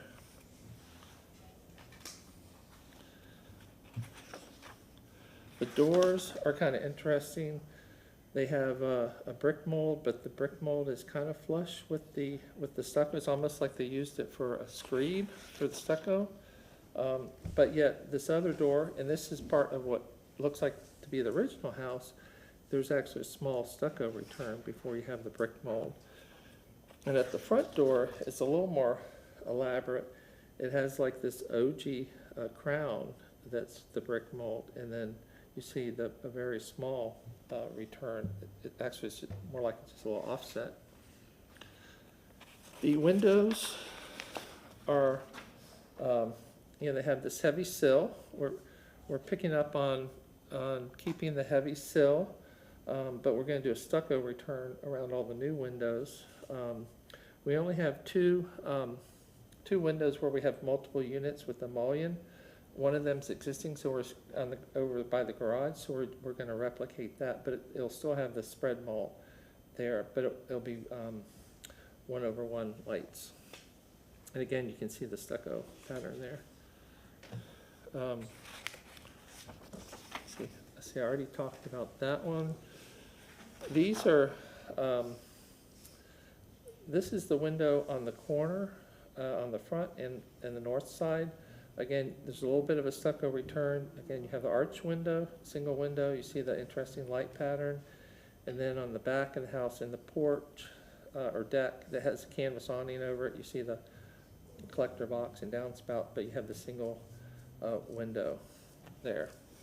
On the garage, again, you have the sand finished stucco. You see the window there, so we'll replicate that window at the other location on that same elevation. And then these are two existing windows, but they all have that heavy sill that's projected about 1 inch and maybe 1.5 inches or 2 inches on the sides, and we're going to be picking up on that. The garage door is kind of a paneled type garage door. My client saw this for the first time tonight. She said, "Oh, I like that." So hopefully you guys will like it too. Okay. And then, so this is kind of going through Ron's conditions. Porch material, really, I'll talk about the sections around the porch, but we're reusing the courtyard brick for the flooring. I mentioned that and mentioned the detail on the little sitting wall. Hardware and lighting, I have a couple pictures of the lights. The door hardware, it's actually like a very, like cheap brass or something. So this house probably had oil rub bronze or something. So that's the kind of hardware that we're gonna be doing for the new doors. On lights, you know, I had mentioned we were going back and forth on the garage door about having lights on either side, such as this, and this is a one way to do it. Then the other way is doing this sort of light, and this is what I actually had in the elevations. So I would expect that to be a condition that we work that out with staff. But I feel like they're both period appropriate lights. And then of course in the porch we're going to have a large ceiling fan. Again, it's going to pick up on the same sort of oil rub bronze finish. So so that's the material palette. So I'll just conclude with the 6 minutes. I'm doing pretty good. So the sections, the building sections, this is a section through the courtyard and the stair looking west. So we're doing 4 single light doors across here. Originally we had a simple shed roof here, but architecturally the space is much better if we come down this side and have a ridge beam and then have a big ceiling, oversized ceiling fan. And then you have the porch with the steps, coming down, concrete steps with brick on top. And again, you can kind of see how the parapet works up there. The other important section is the one cutting through front to back. So the garage, this is where we're adding 6 feet, basically maintaining the same type of construction, but extending it out 6 feet. Kind of cross section through the rear porch. So you see part of the roof there. You see these 3 openings. We went back and forth where we had all doors, all windows, but it makes more sense to have the door here functionally because it's at the bottom of the stairs and it's closer to the mudroom because we have a door beyond connecting them. And then this is all the original here. We're going to set new trusses between the existing roof joist, or remove the roof joist and add, excuse me, add 18-inch floor joists. And then the existing roof is about 12 inches thick, and it brings us up a little bit, which helps to run air conditioning, everything through here. We're 9-foot ceilings on the first floor, and we're staying with 9-foot ceilings here. Over the master bedroom, we're doing trusses so that we can run some air conditioning ducts through that. But then over the part of the master bedroom and the closet that's forwardmost, we're using just 2x12s to get that roof to drop down. The window details. This is the wood window detail with a brick mold stucco return. Basically a 2x6 wall, but we'll do a 2x4 box for the window, and then that's how you get the window to step back, and you get a small stucco return on the outside. And then you have the big 4-inch sill to match existing. This is a similar window detail, but with clad window units, which makes sense at the over the garage because that's what those are. So again, similar details on the outside. On the wall sections, this is a section through the garage door. So you have the parapet, 2x6 frame. You have 12-inch System 42 floor trusses. The garage door, again, you have the stucco return, the door stop. This is a jamb detail, and then this steps down for the garage door here. This is the section looking the other way. Same sort of parapet detail, frame wall. The addition to the garage is gonna be first floor block, because that's what the existing is, and then the 12-inch floor joist. And then at the porch, you know, these are actually 2x8s, but then we'll have 3x6 rafter tails that stick out. I didn't dimension it, but it's like about a 12 or 16-inch overhang, and that will be 1x6 beadboard there, and then a wood-clad beam, and then this will all be 1x6 bead groove, stained most likely, along with the 6-inch white beam in the middle. And then on the floor, I mentioned the brick on concrete steps, and then this is the wall construction at the connector, which is basically you know, a slab on a concrete stem wall, and then from there up, it's all 2x6 frame with the, you know, open web floor trusses. And it's same construction for all the addition over the existing house. And then you have a little bit taller parapet here, and then the roof trusses. And the last detail, excuse me, they'll mention is it's a little visor roof over that front window next to the fireplace. Again, you have the frame wall. You have that little crown molding as a transition from the window up to the soffit, and it's a smooth flush soffit, 1x6 fascia, and then you have the Spanish tile, and then this continues up to the parapet with and the top is the parapets for all the new construction is going to be like 1.5 inches tall by however wide the parapet is, pre-finished metal cap. So with that, I'll conclude my presentation with 30 seconds left. Thanks. Well, you got your money's worth. Very thorough. Thank you very much. Good evening, Commissioners. Ron Vila, I'm a planner with Historic Preservation. In finding a solution when it first came in to work with the owners and the agent to where it's at today, you saw the different iterations that the project went through. We were looking for sensitivity with a second-story addition to this modest one-story structure and pushing it back and bringing the height down as well. When it first came in, the fenestration on the period structure, which I'm calling the primary structure, not the connector or the accessory structure, a lot of the windows were displaced.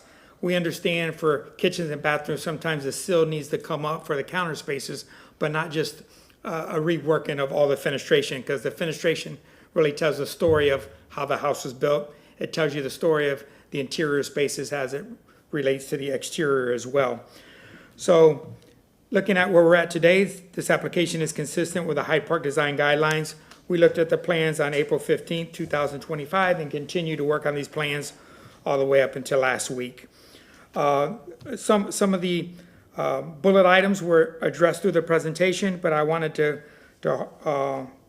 discuss a couple more. I think a demolition plan is needed. There's an extensive addition done to the roof.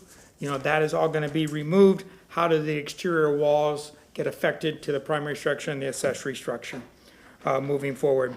He did show the delineation from the stucco patterns, from the historic stucco to what is newer, how he's going to relate those to the new addition. He did show the difference between the window patterns, I think go a long way to show somebody what's historic and what's new.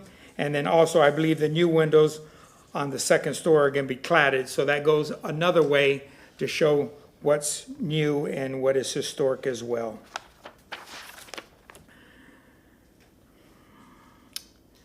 You know, as I stated, the overall height was brought down.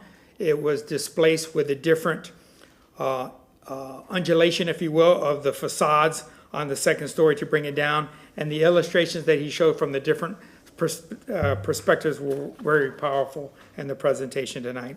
I believe all the other items were addressed, and I'll be here to answer any questions. Great, thank you very much. Okay, not seeing anybody in the public, we'll skip public comment, and we will start on my right with questions from the commissioners. No questions.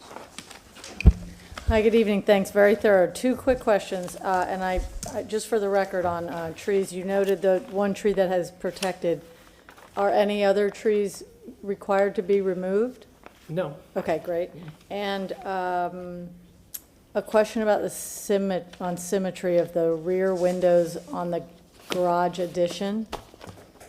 Okay. Yeah, There's we'll go to that. two, if I recall, two aligned windows and then a small, probably a bathroom window. Just, Let me pull those up. I would wonder if it would be possible to make those match. So There you go. I would That's- like to point out that currently there is no symmetry because there's just one window. Mhm. There's no symmetry, but I feel there's balance because you have these two windows representing the bedroom and then this small window in the bathroom.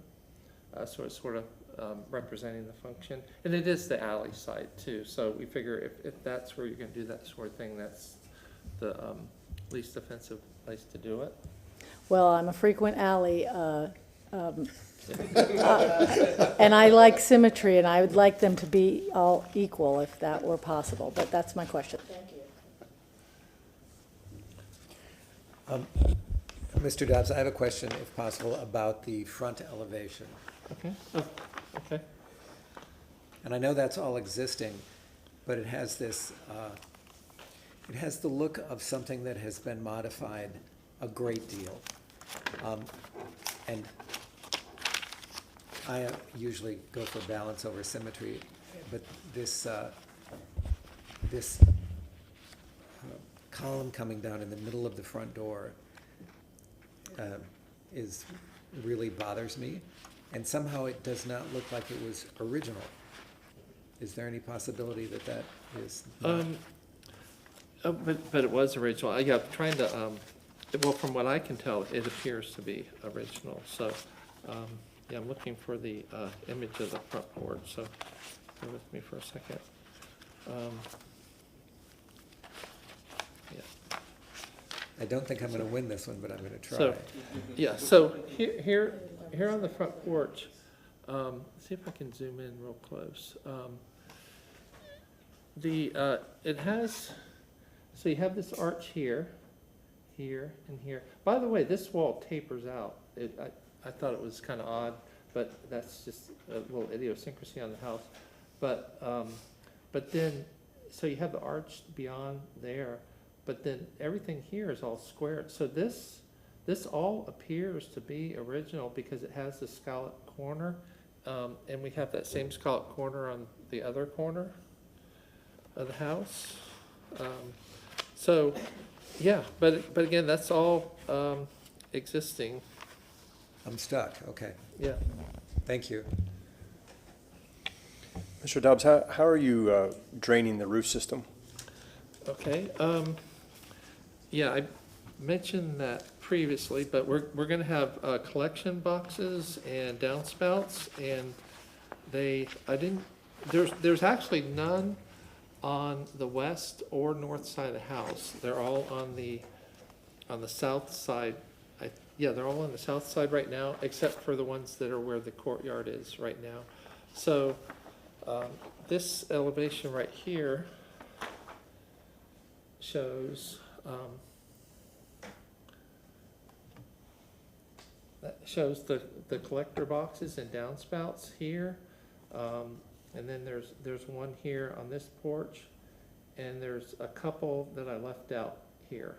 So, so yeah, that is something that and we probably need some obviously up here to drain down, and I do realize we'll need to have the downspouts plus also, well, maybe like a roof drain, and then the collector boxes as a secondary overflow. We haven't worked that out with the roof drainage, but I think to answer your question, it's gonna be handled by rainwater leaders like that in collection boxes. I do have a photo, I think, that I had shown of the one in the porch, and if you want to see it, unless you have another question, I'll keep looking for it. No, that's the only question I have, so if Okay. you can find that picture, that'd be great.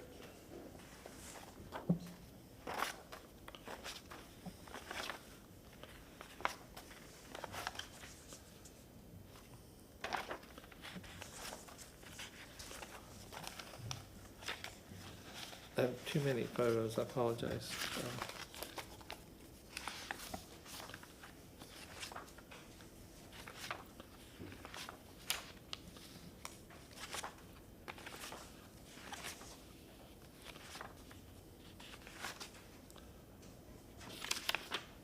I don't know where my photo is that had it, but this, you can see there's one.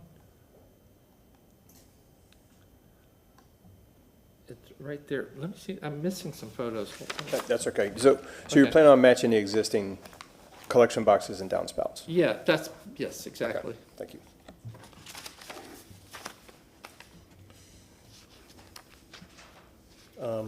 While you keep looking for that, I assume that also they would then have like an overflow, secondary overflow scupper to the side of them or anything else No, they like that?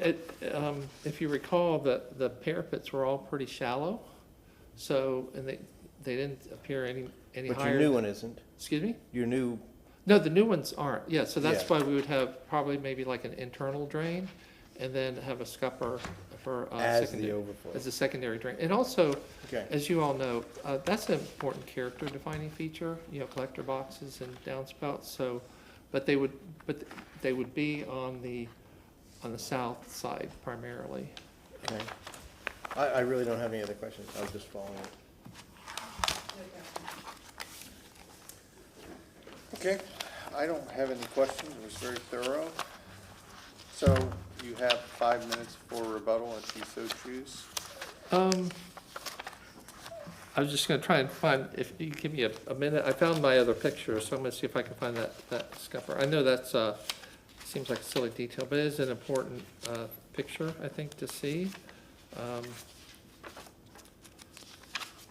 There it is, okay.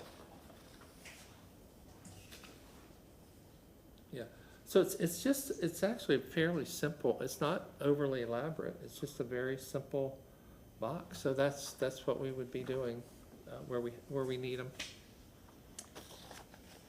Okay, thank you. Oh, perfect, all right. So at this point, we will close the public portion of the hearing and we will move on to discussion.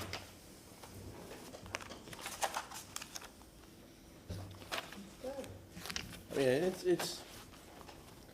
it's a complex little grouping of boxes and a nice composition, and I like the setback of all the second floor additions on all facades. I think there's nice delineation between existing and new. There was one place where that's not occurred, and that's at the garage. But the garage isn't a contributing structure. So I'm not concerned with distinguishing between original and new if it's not a contributing structure. But, and no, I mean, you gotta have a little asymmetry sometimes here, okay? I didn't push too hard. There's symmetry and then there's local symmetry with asymmetry compositions, and I think I do personally, I like full-length windows in bathrooms, and you just put curtains on them or, put some film on it, but I don't like everybody knowing where the bathrooms are in my house or in any house based upon the size of the window. I think that's kind of like, it's weird. I just like consistency of the windows and glazing patterns, and whatever's behind it is behind it.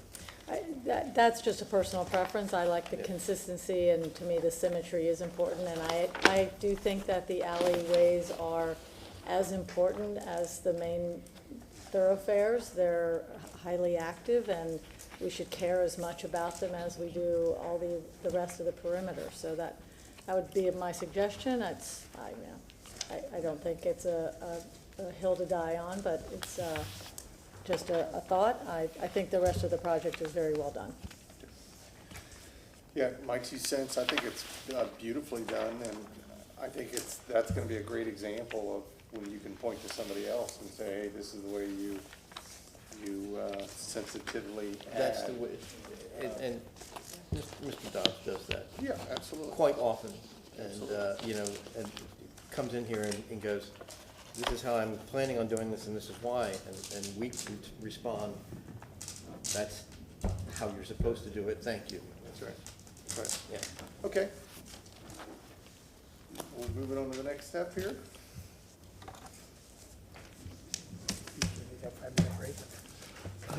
Yeah, I want to get some water, just real quick. Okay. Yeah, they're probably ready for break, yeah. I think we're ready for final approval, is that correct? Move to grant a certificate of appropriateness for the drawings and documents presented at this public hearing in ARC 25-0000171 for the property located at 800 South Packwood, because based upon the finding of fact, the proposed project is consistent with the Hyde Park design guidelines of the City of Tampa for the following reasons. It maintains the massing, building form, setbacks characteristic of the district, maintains its materials, and is attentive to trim and detail. Okay, do I have a second? Second. We have a second. Any discussion? All right, not seeing any. Let's, all in favor of approval of a certificate of appropriateness, signify by saying aye. Aye. Passes unanimously. Congratulations. Thank you. Good evening, Commissioner Ron Vila. Before we go to the next case, Mr. Dobbs is requesting a 5-minute recess to prepare for his next case. Okay, granted.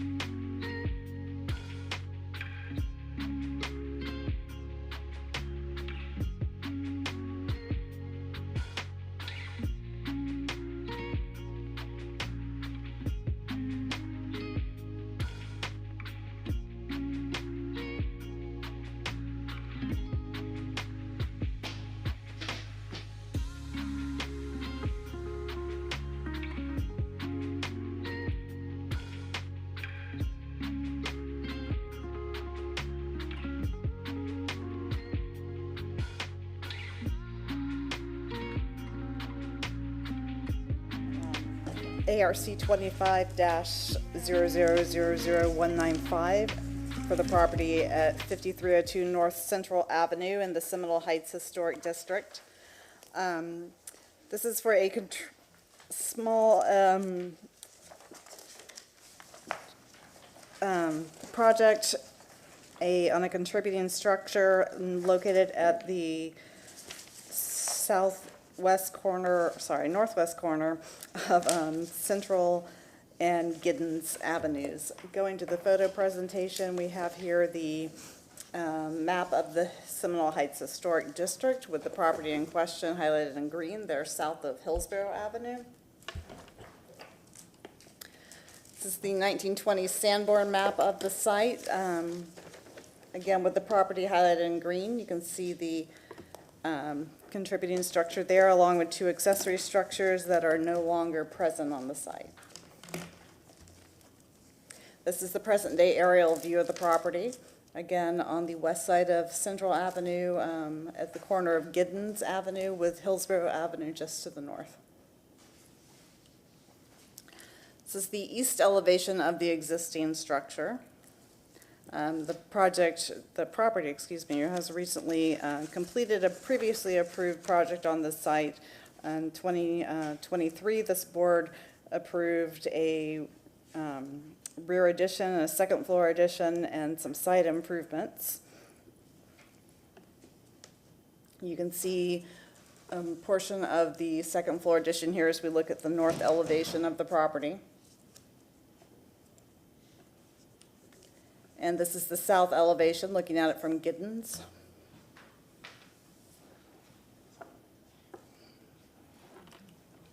And then this is the rear of the existing structure on site, the main house.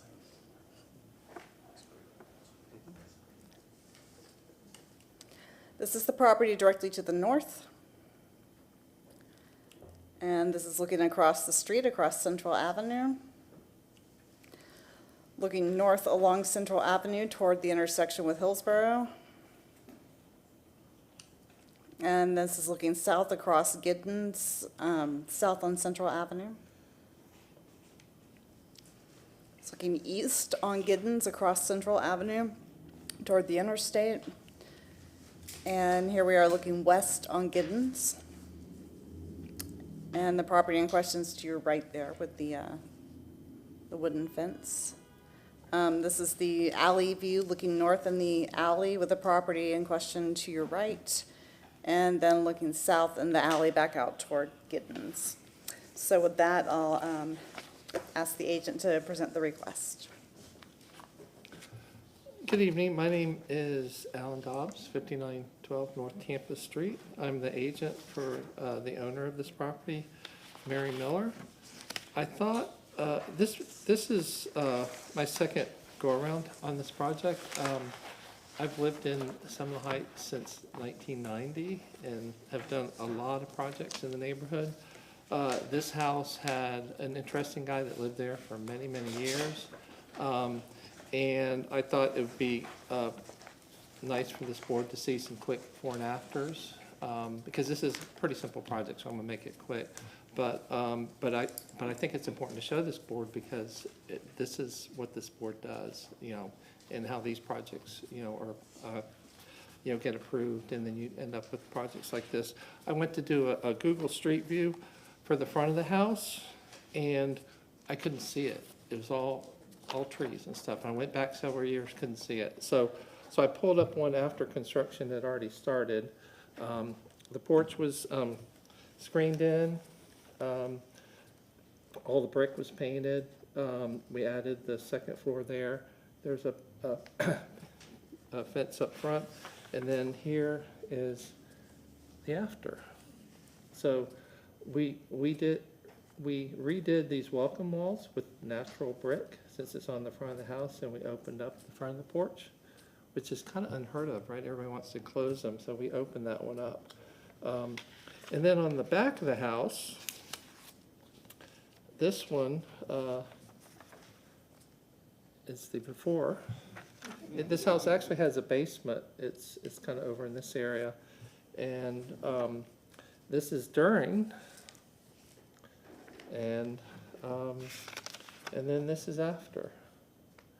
So, and you can see how we address the basement. We're right now it's not accessible, but we're gonna look at that down the road. But, so the original ARC case that Elaine mentioned it included a rear porch. My clients, for budget reasons, decided not to do it. So this is the original back of the house, just redone. But now they want to do they don't want to add to that. They want to do something a little more sensitive and do like a little pergola. So this is a view looking a little further away. They couldn't help themselves. They went ahead and put in a wood deck for the hot tub. You'll see that on the site plan. But they recently sodded the yard, so they left the sod out of the area where they're going to be doing the work. So it's actually very helpful for you guys to see basically the footprint of where this building's going to go. And here's another view of that from another angle. And see, and then just some of the details I want to kind of mention, kind of going back to the front. 2x6 rafter tails, but then one size bigger for the barge rafter or fly rafter that's supported by knee braces. And then you also have the vertical board batten. You have these multiple columns on this masonry base. That's what we're picking up for the detail for the structure. See the rafter tails, a little bit more detail, and then the white beam details there. So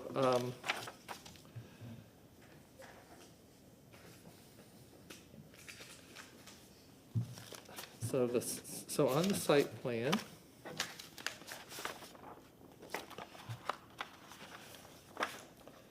this structure is centered off of the rear stairs, and it's connected by a roof that's tucked underneath this existing roof and then opens up to this pavilion that's 18 feet by a little over 16 feet this way. And as you can see in the site plan here, at least, there's an area for sitting and dining, and then you have the hot tub. So we really have no tree issues. We're outside the protected radius of this tree just barely. And we just have the 4 columns, and we have the gable facing the street to pick up on this gable. The main gable runs this way, so it's appropriate for the gable to run this way. And that's always a better looking elevation as well. And we're also maintaining the ability to do some sort of accessory structure in the back.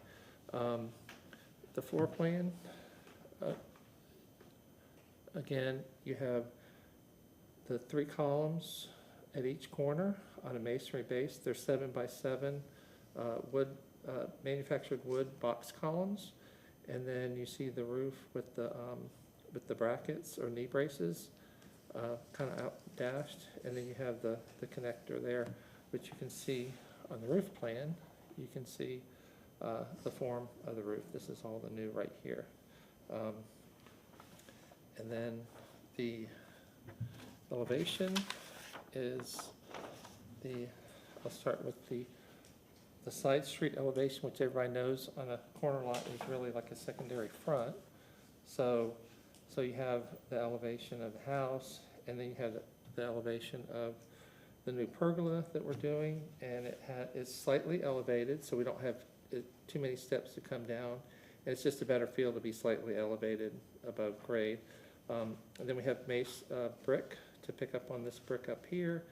We have the double columns, but we're spacing them further because of the size. We want it to be in proportion to the L-shaped masonry pier. And then up here, we're doing like a panelized beam, and then we're picking up on the board and batten on the gable end, and then the knee braces there. The other elevation is similar, except you have this wood deck in the foreground, which is going to be where the hot tub is going to be. And then the rear elevation, you just see the side, and you sort of see the windows and doors beyond in that. And then, so that's where the spa deck is going to be, and then the new pavilion is here. The detail, section detail, is the porch is going to have, or pavilion is going to have It's gonna have a, concrete footing. It's gonna be masonry that has reinforcing and poured concrete in the middle. Because if we're gonna use veneer and concrete block, it's gonna be too wide, and we want to keep it only 12 inches wide. And it has a precast cap, and it has radius corners, so you have a nice soft edge on the cap. And it has a concrete floor, just a nice broom finished concrete floor. They may or may not paint it. And then you have the 7x7 columns, and then they have like an 1.5 inch base with a 3/4 inch cove or scotia molding wrapping around it at the top and the bottom. Keep it clean and simple. This detail was a little muddy, so I printed it a little bit larger at the top, but let's see if I can show both of them. So this is the panel. So this is 1.25 inch running horizontally, and then you have a flush panel, and then you have 3/4 inch wrapping around, creating the panel, the profile of the panel. And then you have the 2x6 rafter tails, and then you have the 1x6 or 3/4 inch tongue and groove soffit that's going to match the house. You're going to have your typical overhang there beyond the plumb cut tail, and then that other line there is actually the barge rafter that would be beyond. So that's I'll go through and show a few things for the material palette.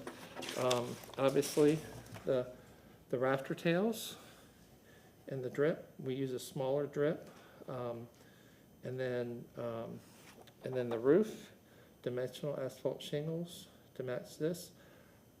I have to talk to the contractor about that. That shouldn't be that far. I just noticed that. Yeah, so that's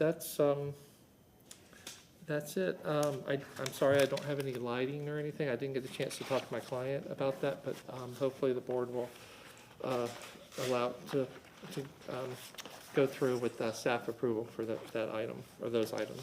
Thank you. Great, thank you very much.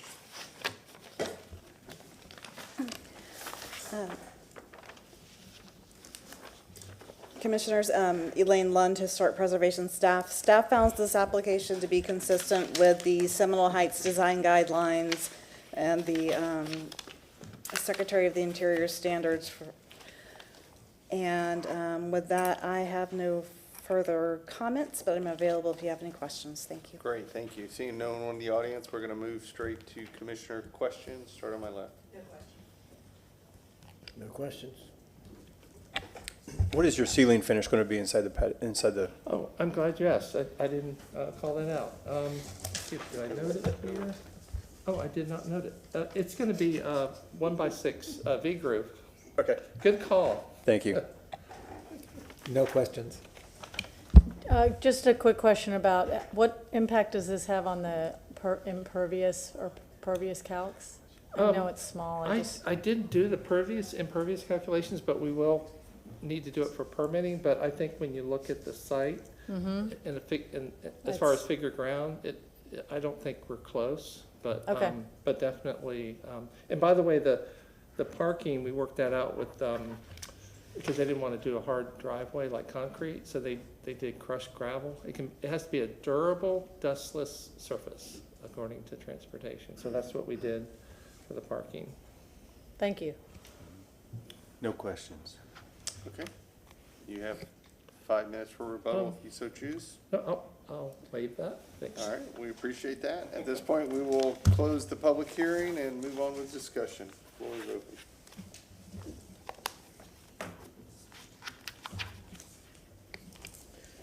I say it looks great. From a You scale, know? from Yeah. a scale and proportion Yeah, standpoint, and looks being subservient to the main building and, as an accessory little structure, I think it's elegant and It's right on. it's very nice. I do think whoever makes a motion should talk about lighting and maybe the brick to match the materials of the house.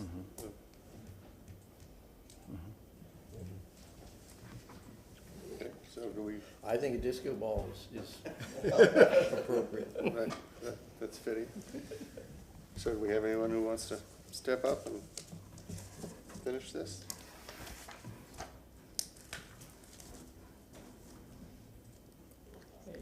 Commissioner Post, yeah, go ahead. You go. Take it. You got it. Move to grant a certificate of appropriateness for the drawings and documents presented at this public hearing in ARC 25-00000195 for the property at 5302 North Central Avenue. With the following conditions: that the applicant provide additional details for lighting and brick finishes for the addition, because based upon the finding of fact, the proposed project is consistent with the Seminole Heights design guidelines of the City of Tampa and Chapter 27 of the City of Tampa ordinances. Okay, do I have a second? Second. We have a second. Any discussion? Not seeing any. All in favor of approving the certificate of appropriateness for this project, please signify by saying aye. Aye. Motion passes. Congratulations. Okay, thank Good luck with it. All right, I'm looking for a motion to receive and file submitted documents and exhibits. So moved. Second? Second. We got a second. No discussion. All in favor? Aye. Aye. Motion passes, and then we'll pass it on to Mr. Fernandez. Good evening once again, Commissioners. Dennis Fernandez, Architectural Review and Historic Preservation Manager. In accordance with your rules of procedure, it's time for our annual election of officers. You have some options here as we begin this process. We will begin with a nomination for the chairperson. This can be a decision on, as a body, for you to retain your existing chair or to nominate a new individual for chair. Once that nomination is made, I will ask for confirmation from that individual that they're willing to serve in that capacity for the next year, and then we'll take a vote. So with that, I'll open the floor for nominations for chairperson. I just want to say is if anybody wants to take it, no offense, I'm more than happy to pass it on. Just. I nominate renewal of the existing chair to the next year. I second. Mr. Kempton, are you willing to serve in that capacity? That's fine, I'm willing. Is there any other nominations for chairperson? You're asking contact information. Any other nominations? Seeing none, if we could just have a vote to affirm Mr. Kempton retaining the chair. Aye. Unanimous. Congratulations. All right. And moving on, we will open the floor for nomination for vice chair. Any nominations for the vice chairperson? I nominate Mr. Myers. I'll second. Mr. Myers, are you willing to serve in the capacity? Yes, I am. Okay. And do we have any other nominations for vice chairperson? Okay, seeing none, we just need a vote of affirmation for Mr. Myers as vice chair. Aye. Very good. Congratulations. Look forward to working with you in the next year. Great. With that, the hearing is closed. Thank you, guys. Congratulations. This is a marathon.